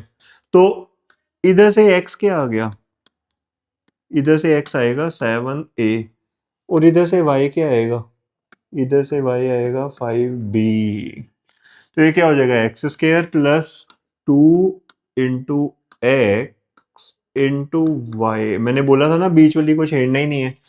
तो ये वाला एक्स उठा के इधर लगा दिया, ये वाला वाई उठा के इधर लगा दिया, 2 तो आना ही था। कंप्रेस कर दो अब इसको, तो ये आएगा 7a + 5b का whole square. This is your final answer पहले पार्ट का।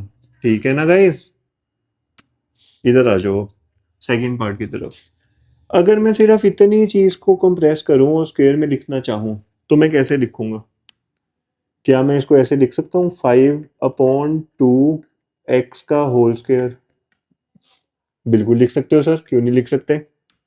और अगर मैं सिर्फ इतनी चीज को स्क्वायर में लिखना चाहूँ तो मैं कैसे लिख सकता हूँ, मैं लिख सकता हूँ y/3 का होल स्क्वायर। तो सर ये क्या हो गया, ये होगी थर्ड आइडेंटिटी, जो कि है x² - y² और ये होता है x plus y, x minus y, ये होता है ये। और इसी के साथ ये हो गया अपना सेकंड पार्ट ओवर। क्या हो गया, ओवर। ठीक है, ये अलग चीज है, इससे पंगे नहीं लेने आपने। ओके गाइज, ये हो गया खत्म। नेक्स्ट, फिफ्थ आइडेंटिटी वो क्या कह रहा है, ये थोड़ा ब्लर हो गया, मे बी एक पता नहीं कोई ग्लिच आ गया होगा, बट विजिबल तो होगा आपको, आई गेस सो। वो कह रहा है x + y + z का होल स्क्वायर क्या है, x² + y² + z² + 2xy + 2yz + 2zx। उसके हिसाब से अगर हम चलें, ये x मान लेते हैं, ये y मान लेते हैं और ये z मान लेते हैं हम। ये हो गया इसका स्क्वायर। तो अब ये हो गया x² प्लस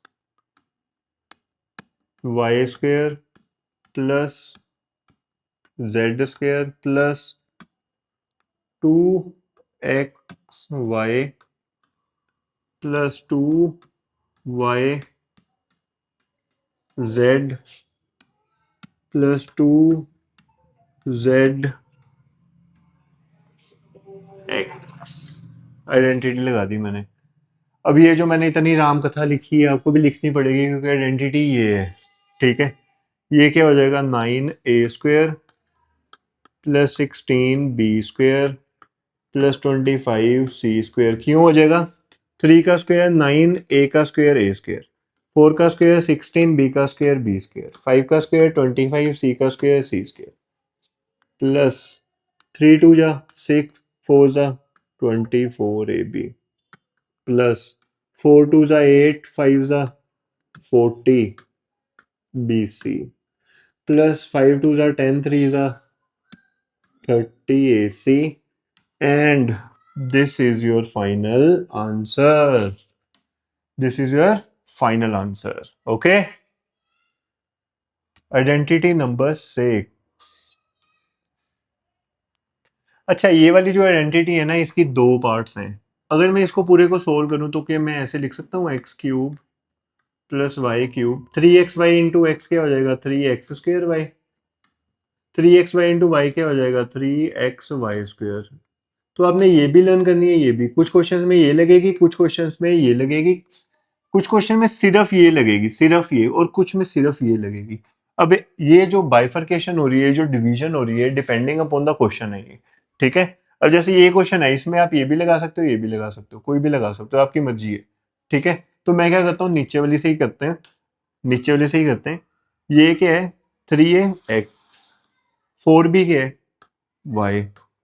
ये हो जाएगा x+y² which is equals to x³ plus y³ plus 3xy। चलो ऊपर वाली लगा देते हैं चलो यार कोई नहीं, नीचे वाली सही है। 3x² y plus 3xy²। ठीक है। अब देखो, 3 का क्यूब क्या होता है, 27, a का क्यूब a³, 4 का क्यूब क्या होता है, 64, b का क्यूब b³। अब ये चीज का ध्यान रखना, पहले ये ब्रैकेट ओपन होगी, 3 का स्क्वायर 9, a का स्क्वायर a²।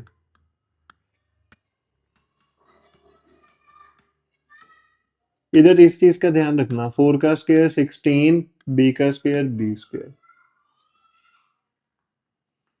ये हो गया 27a³ प्लस 64b³ प्लस 9 4 जा 36, 36 3 जा क्या हो जाएगा,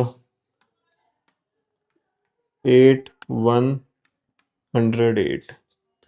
ये हो जाएगा 108 a² b प्लस 3 3 जा 9, 16 9 जा क्या हो जाएगा, मतलब 160 में से 9 माइनस कर दो, 151 ab²।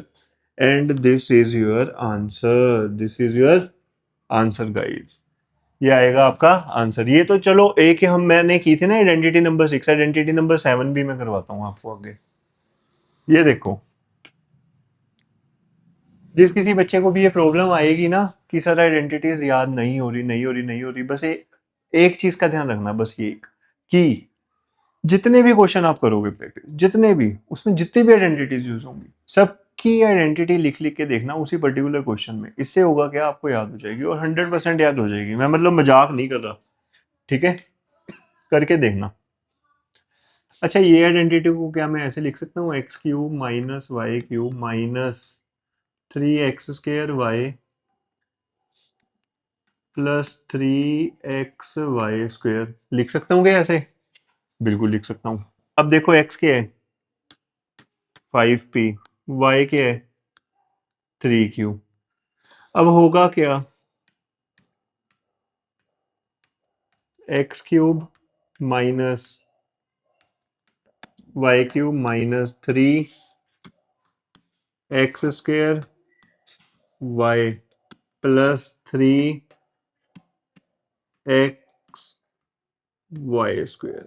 ये होगा, ठीक है कि नहीं, ठीक, ठीक है कि नहीं। ये वाली पूरी चीज हमने यहाँ पे कॉपी कर दी। अब 5 का क्यूब क्या होगा, 125p³ माइनस 3 का क्यूब क्या होगा, 27q का क्यूब माइनस 3 इंटू, पहले ये ब्रैकेट ओपन करनी पड़ेगी, ये क्या हो जाएगा, 25p² इंटू, ये क्या हो जाएगा, 3q प्लस, ये हो जाएगा 3 इंटू 5p इंटू 3 का स्क्वायर क्या हो जाएगा, 9q का स्क्वायर।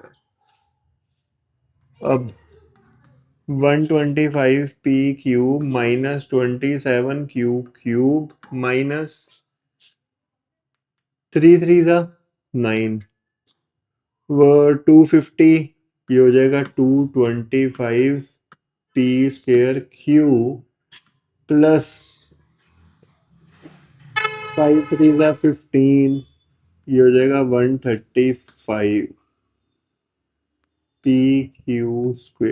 और इसी के साथ ये हो जाएगा क्वेश्चन खत्म। ये हो जाएगा क्वेश्चन खत्म, आइडेंटिटी होगी खत्म, जो कि थी हमारी आइडेंटिटी नंबर 7। अब देखो गाइस, 8th आइडेंटिटी में अगर हम देखें, तो ये देख रहे हो x cube plus y cube plus z cube minus 3xyz। अगर हम इसको भी इसी में कन्वर्ट करने की कोशिश करें तो कैसे करेंगे?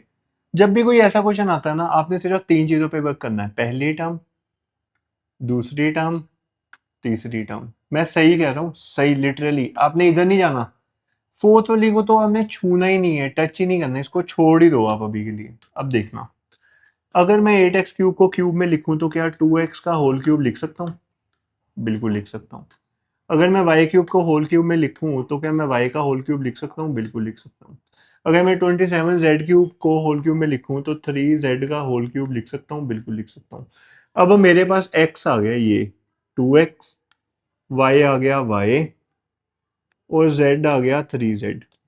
अब देखो x cube plus y cube plus z cube minus 3, ये देख रहे हो x Y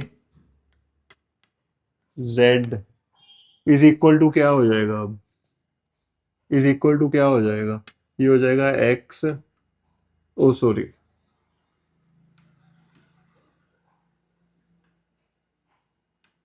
x plus y plus Z.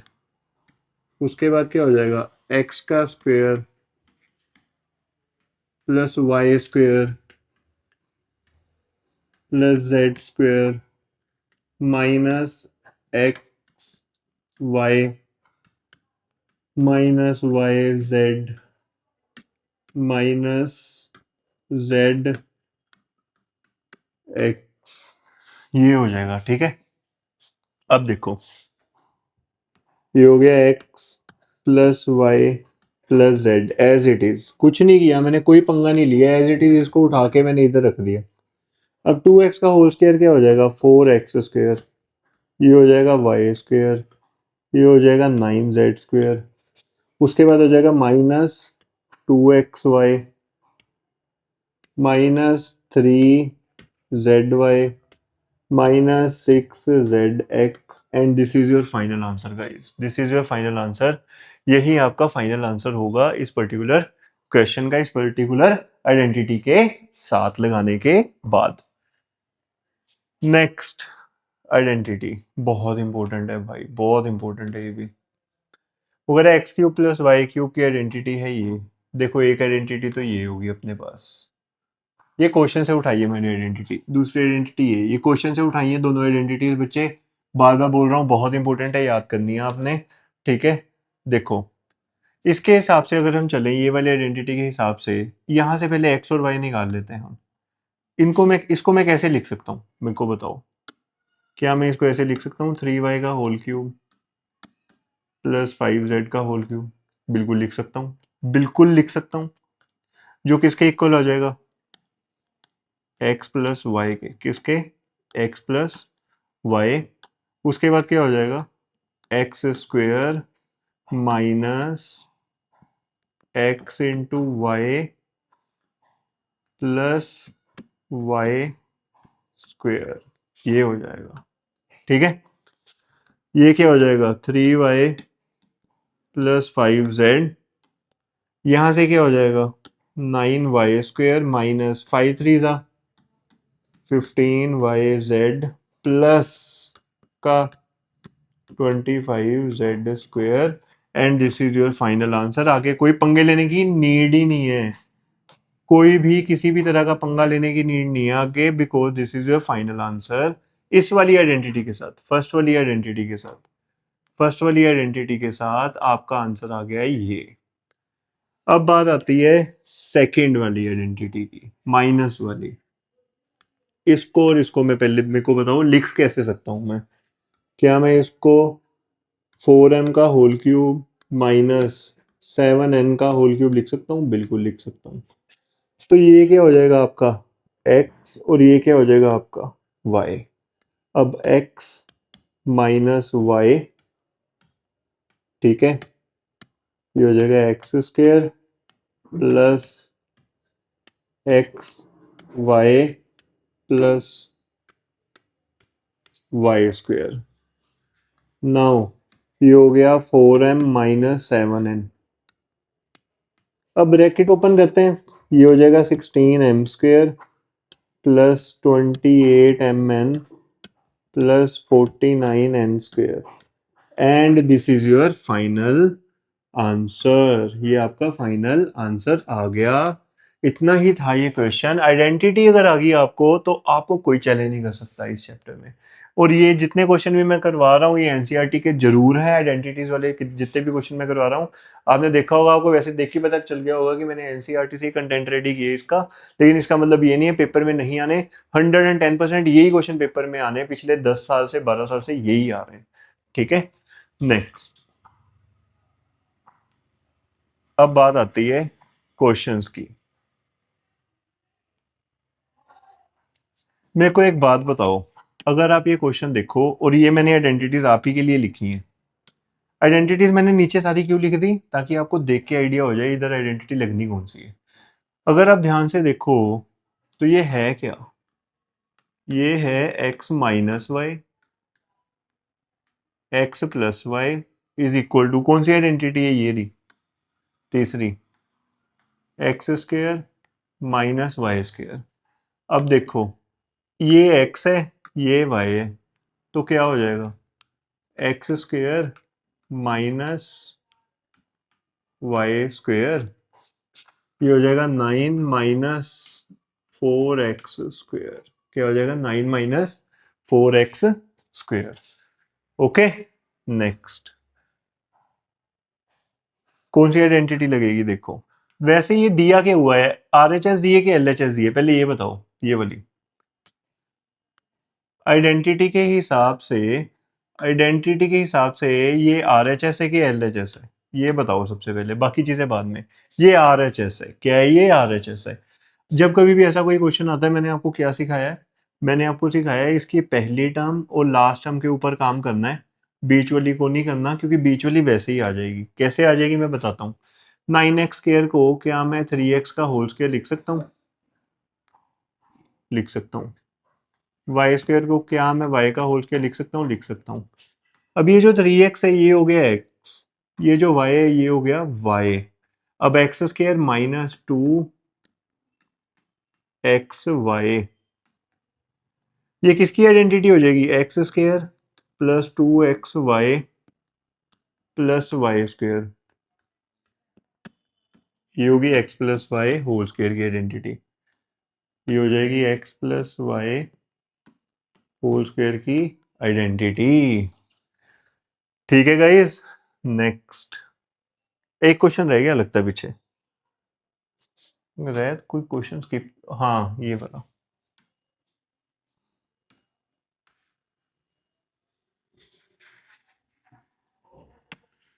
x² minus y² upon 100। अच्छा, ये वाला जो x² है, क्या मैं इसको x का होल स्क्वायर लिख सकता हूँ, बिल्कुल लिख सकता हूँ।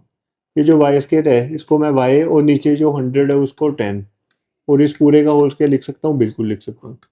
अब ये कौन सी आइडेंटिटी होगी, x² minus y² is equals to x plus y x minus y, है कि नहीं, यही होगी। तो ये क्या हो जाएगा, x plus y x minus y, और ये हो गया खत्म। नेक्स्ट, ये है कुछ क्वेश्चंस ग्रुपिंग टेक्निक के, प्रीवियस ईयर आए थे, प्रीवियस ईयर्स में, अगर मैं बोलूं आए थे, प्रीवियस ईयर्स में, पिछले सालों में आए हुए हैं ये, ध्यान से समझेंगे। ये जितने भी क्वेश्चन होते हैं ना, अगर आप देखो इन क्वेश्चंस को, तो ये डिपेंड करते हैं ग्रुपिंग टेक्निक के ऊपर। किसके ऊपर डिपेंड करते हैं, ग्रुपिंग टेक्निक से। ग्रुपिंग टेक्निक क्या होती है, इसमें ना हमने ग्रुप बनाने होते हैं। जब आप ग्रुप बना लेते हो ना, मतलब इसमें पेयर हमें फाइनल 2 चाहिए होते हैं, लेकिन ग्रुप में 2 या 3 चीजें आ सकती हैं। अब जो मैं बोल रहा हूँ ये मैं करके दिखाता हूँ, तभी क्लियरिटी होगी आपको। देखो, ये है a², ये है b², ये 2bc, ये c²। मैं अभी साइंस को कंसीडर नहीं कर रहा, मैं सिर्फ ए बी को कंसीडर कर रहा हूँ। ये a है, ये b, ये 2bc, ये c। मतलब ये b², ये bc, ये c²। तो कहीं ना कहीं मैं इतनी चीज का ग्रुप बना सकता हूँ, अगर मैं ध्यान से सोचूं, इतनी चीज का ग्रुप बना सकता हूँ। ग्रुप बनाने के लिए मैं क्या करूंगा, ध्यान से देखना, इस पूरी चीज में से माइनस कॉमन ले लूंगा, अंदर क्या बचेगा, b² minus 2bc plus c², क्योंकि माइनस मैंने बाहर ले लिया इस पूरे ग्रुप में से, तो ये आ गया। देखो जो ये वाली चीज है ना, इतनी, इसके ऊपर आइडेंटिटी लग रही है। ध्यान से देखो, x square minus 2xy plus y square, जहां x है b और y है c, तो क्या मैं इसको b माइनस सी का होल स्क्वायर लिख सकता हूं? लिख सकता हूं, हाँ या ना? बिल्कुल लिख सकता हूं। अब देखो, अगर मैं इसको ब्रैकेट में ले लूं, तो क्या ये x square minus y square की आइडेंटिटी बना रहा है?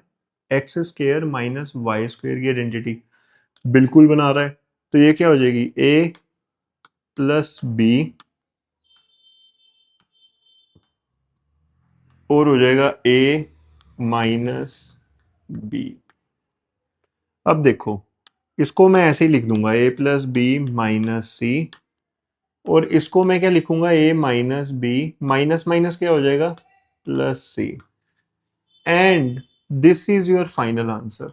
This is your final answer. Okay guys, this is your final answer. ये होते हैं ग्रुपिंग टेक्निक के क्वेश्चन। कौन से? ग्रुपिंग टेक्निक के। अब इधर देखते हैं, ये ए है, ये ए बी और ये है बी स्क्वायर। इसके हिसाब से अगर हम चलें, अगर हम इसके हिसाब से चलें, ये ए है, ये ए, ये बी, क्या हो गया इसको? ये बी, ये बी, तो इसका ग्रुप बन रहा है कहीं ना कहीं इतनी चीज का। आइडेंटिटी देखो, ए स्क्वायर प्लस 2ab प्लस b square, x square plus 2xy plus y square, तो ये क्या हो जाएगा? एक्स प्लस वाई का whole square minus 9c square को मैं 3c का होल स्क्वायर लिख सकता हूँ, बिल्कुल लिख सकता हूँ। अब ये चीज x मान लो, ये चीज y मान लो, तो ये क्या हो जाएगा? X square minus y square, x plus y, x minus y, and this is your final answer guys. और इसी के साथ ये वाले जो क्वेश्चन है ग्रुपिंग टेक्निक वाले, ये हो गया दोनों पार्ट खत्म। ओके। अच्छा, अब ये वाला जो क्वेश्चन है ना, ये बहुत इंपॉर्टेंट क्वेश्चन है पेपर में। मेरे हिसाब से 99.9% है कि ये क्वेश्चन आएगा ही आएगा, ये क्वेश्चन आएगा ही आएगा। जब कभी भी आपको कोई ऐसा क्वेश्चन देखने को मिले जिसमें 6 टर्म्स हो, और आपको पता है कि इसका स्क्वायर बन रहा है, इसका भी बन सकता है, इसका भी बन सकता है, ये वाली लास्ट वाली जो 3 टर्म है, पहले इनको कंसिडर करो। इन लास्ट वाली 3 टर्म्स में से वो टर्म ढूंढो जो पॉजिटिव में है। ऐसे क्वेश्चंस में ना, लास्ट वाली 3 टर्म्स कंसीडर करनी हो, और लास्ट वाली 3 में से कोई एक टर्म पॉजिटिव होगी, जैसे कि इस केस में ये है, इस केस में ये है, ये पॉजिटिव है। ठीक है। अब हम क्या करेंगे, इसके कोएफिशिएंट, सॉरी कोएफिशिएंट करो, इसके वेरिएबल देखो, क्या कौन कौन सा वेरिएबल आ रहा है इसमें? एक तो एक्स आ रहा है, और कौन सा आ रहा है इसमें? एक आ रहा है वाई। मतलब आपने ये कंक्लूड कर देना है कि जो एक्स और जो वाई है, ये भी पॉजिटिव होगा और ये भी पॉजिटिव होगा। अब बचा क्या? जेड बचा। कौन सा बचा? इधर देख लेते हैं। जेड बचा। जेड हो जाएगा नेगेटिव। जेड क्या हो जाएगा? जेड हो जाएगा आपका नेगेटिव। ये हो जाएगा नेगेटिव। अब देखो गाइस, हमें पता लग गया कि जो एक्स है, ठीक है, वो पॉजिटिव है। हमें ये भी पता लग गया कि जो वाई है, वो भी पॉजिटिव है। अब जब हम z की बात करेंगे, तो जो z बचा वो हो गया नेगेटिव। क्या हो गया? नेगेटिव। अब हम ये बोल सकते हैं, इसके हिसाब से अगर हम चलें, x पॉजिटिव हो गया, y पॉजिटिव हो गया, z हो गया नेगेटिव। तो अब देखो, x को पॉजिटिव रखना है, y को पॉजिटिव रखना है, z को कर देना है नेगेटिव। मतलब ये वाली चीज पॉजिटिव रहेगी, नेगेटिव हो जाएगी। इसको पॉजिटिव रखने के लिए हम क्या करेंगे? हम करेंगे 2x का होल स्क्वायर, इधर करेंगे 3y का होल स्क्वायर, प्लस, अब इसको हमने नेगेटिव करना है तो -4z का होल स्क्वायर। अब ध्यान से देखो, ये हो गया x, ये हो गया y, ये हो गया z। आइडेंटिटी लगाओ, x square plus y square plus z square plus 2xy plus 2y z plus 2z। Identity लगाई है, सिर्फ लिखी है, दिमाग नहीं चलाया मैंने। मैंने पता क्या किया? मैंने सिर्फ प्लेसमेंट कर दी, वैल्यूज। ये एक्स था, ये वाई, और ये जेड, मैंने सिर्फ वैल्यूज प्लेस कर दी, बस दैट्स इट। कोई एक्स्ट्रा एफर्ट नहीं किया मैंने। और ये आइडेंटिटी होती किसकी है? X plus y plus z की। किसकी? X plus y plus z के होल स्क्वायर की होती है ये आइडेंटिटी। ये हो गया x प्लस वाई, ये हो गया -4z का whole square, and this is your answer, this is your answer, that's it. ठीक है, अब देखो ये 2x square plus y square प्लस 8z स्क्वायर माइनस, अब ये भी सेम ही वे में, सेम फॉर्मेट में ही चलाएंगे इसको, सेम फॉर्मेट में। कौन सी टर्म है जो पॉजिटिव है? लास्ट वाली 3 देखो, ये रही पॉजिटिव, ये रही पॉजिटिव। इसका मतलब ये हो गया कि जो y है वो होगा पॉजिटिव, जो z है वो होगा पॉजिटिव, लेकिन जो x है वो होगा नेगेटिव। अब देखो, अगर x नेगेटिव है और 2 को मैंने स्क्वायर में लिखना है, तो क्या मैं 2 को √2 का स्क्वायर लिख सकता हूँ? बिल्कुल लिख सकते हैं सर, बिल्कुल लिख सकते हैं। तो ये वाली जो सबसे पहली टर्म है x, एक तो नेगेटिव आएगा, एक स्क्वायर में आएगा, तो इसको मैंने ऐसे लिख दिया x स्क्वायर, ये हो गया y स्क्वायर। अब 8 को मैं स्क्वायर में कैसे लिखूं? पहले 8 के फैक्टर बनाओ, 2 4 जा, 2 2 जा, 2 1 जा, इसका पेयर बन गया, इसका नहीं बना, तो रूट के अंदर क्या आएगा? जिसका पेयर बन गया, ठीक है, वो रूट के बाहर, और जिसका पेयर नहीं बना वो रूट के अंदर, 2 √2 z का होल स्क्वायर। अब ये हो गया x, ये हो गया y, y तो y है, ये हो गया z। अब देखो, x square plus y square plus z square plus 2x y plus 2y z plus 2z और x, ये हो गया। अब बस लिखना ही है बस आपने, ये हो गया x plus y plus z का whole square, and this is your final answer. Guys, मैं सही कह रहा हूँ, 100% है, ये पेपर में आएगा क्वेश्चन इसका, ये वाला पार्ट, प्रीवियस वाला, ये वाला, यहाँ ये वाला, इन दोनों में से एक पेपर में आएगा ही आएगा, 110% डैम श्योर हूँ मैं। ठीक है, तो आप पक्का करके जाना ये। नेक्स्ट है वेरिफिकेशन। क्या है? वेरिफिकेशन, ये भी बहुत इंपॉर्टेंट है।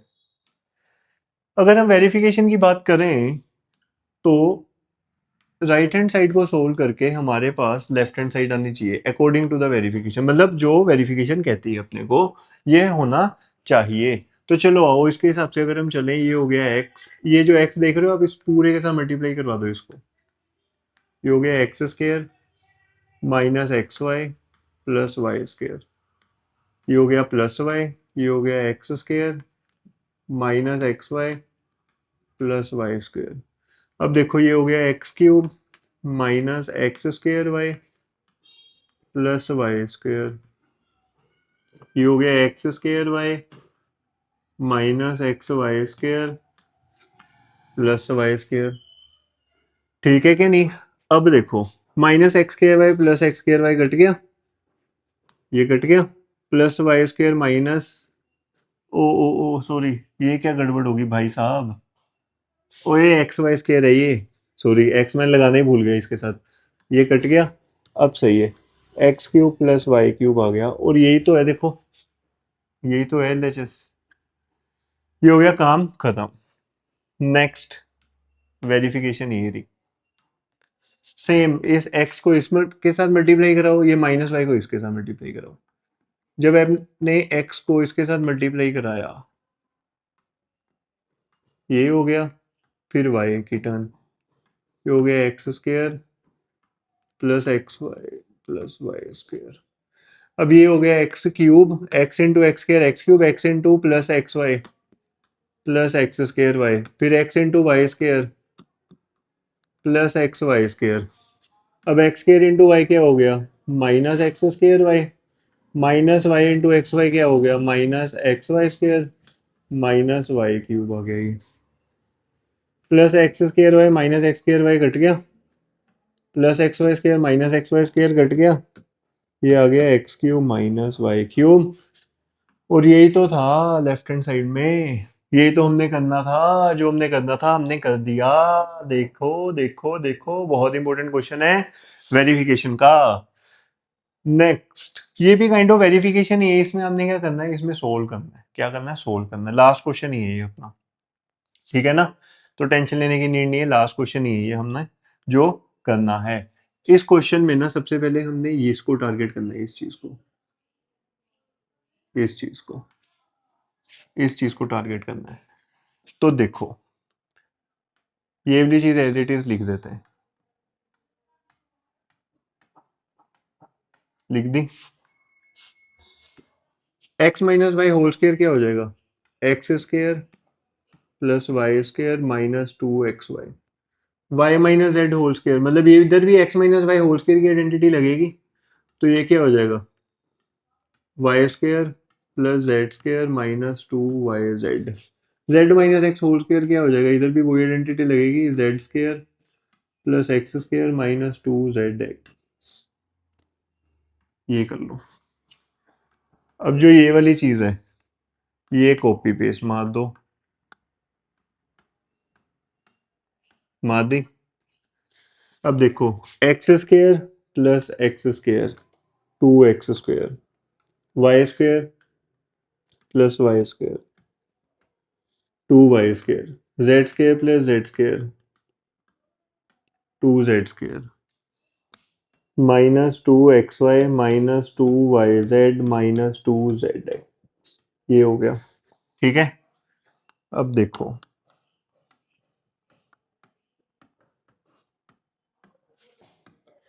2 कॉमन ले लो पूरे में से, 2 कॉमन ले लो पूरे में से, कॉमन ले लो 2 बाहर, अंदर क्या बचेगा, x square plus y square plus z square minus x y minus y z minus z x, ये बचेगा, ठीक है। ये 2 के साथ ये 2 कट गया। अब क्या बचा, अब बचा x plus y plus z, x square plus y square plus z square minus x y minus y z minus z x, जो कि किसकी आइडेंटिटी है, इसकी आइडेंटिटी है, x cube plus y cube plus z cube minus 3xyz की identity बना दी, और इसी के साथ हो गया क्वेश्चन खत्म। तो गाइज अगर आपको हमारी ये वीडियो पसंद आई है बच्चे, हमारे चैनल को सब्सक्राइब करें, लाइक करें, शेयर करें, हमारी वीडियो को कमेंट करके हमें ज़रूर बताएं। अच्छा जब आप पेपर दे के आओगे ना, ठीक है, ये क्वेश्चन आपको पेपर में मिलेंगे, फिर जरूर बताना हमें आगे, सर ये तो आपने कराया था और बोला भी था ये आएगा, वो ये आ गया क्वेश्चन में, बिल्कुल डिट्टो, वैल्यू भी नहीं चेंज थी। ठीक है, ये सारी चीजें हमें कमेंट करके बताना, उससे क्या होगा, उससे आपको भी ये चीज पता रहेगी जो हम बोलते हैं वो सही है, और हमें भी ये पता लगेगा कि जो हम बोलते हैं वही पेपर में आता है। तो मिलते हैं आपको डे 3, जो कि चैप्टर हम लेके आएंगे कोऑर्डिनेट ज्योमेट्री, और वो बहुत ही छोटी वीडियो होगी, क्यों, क्योंकि उसमें कंसेप्ट इतने ज्यादा है नहीं है। तो मिलते हैं आपको नेक्स्ट वीडियो में, till then take care, bye bye.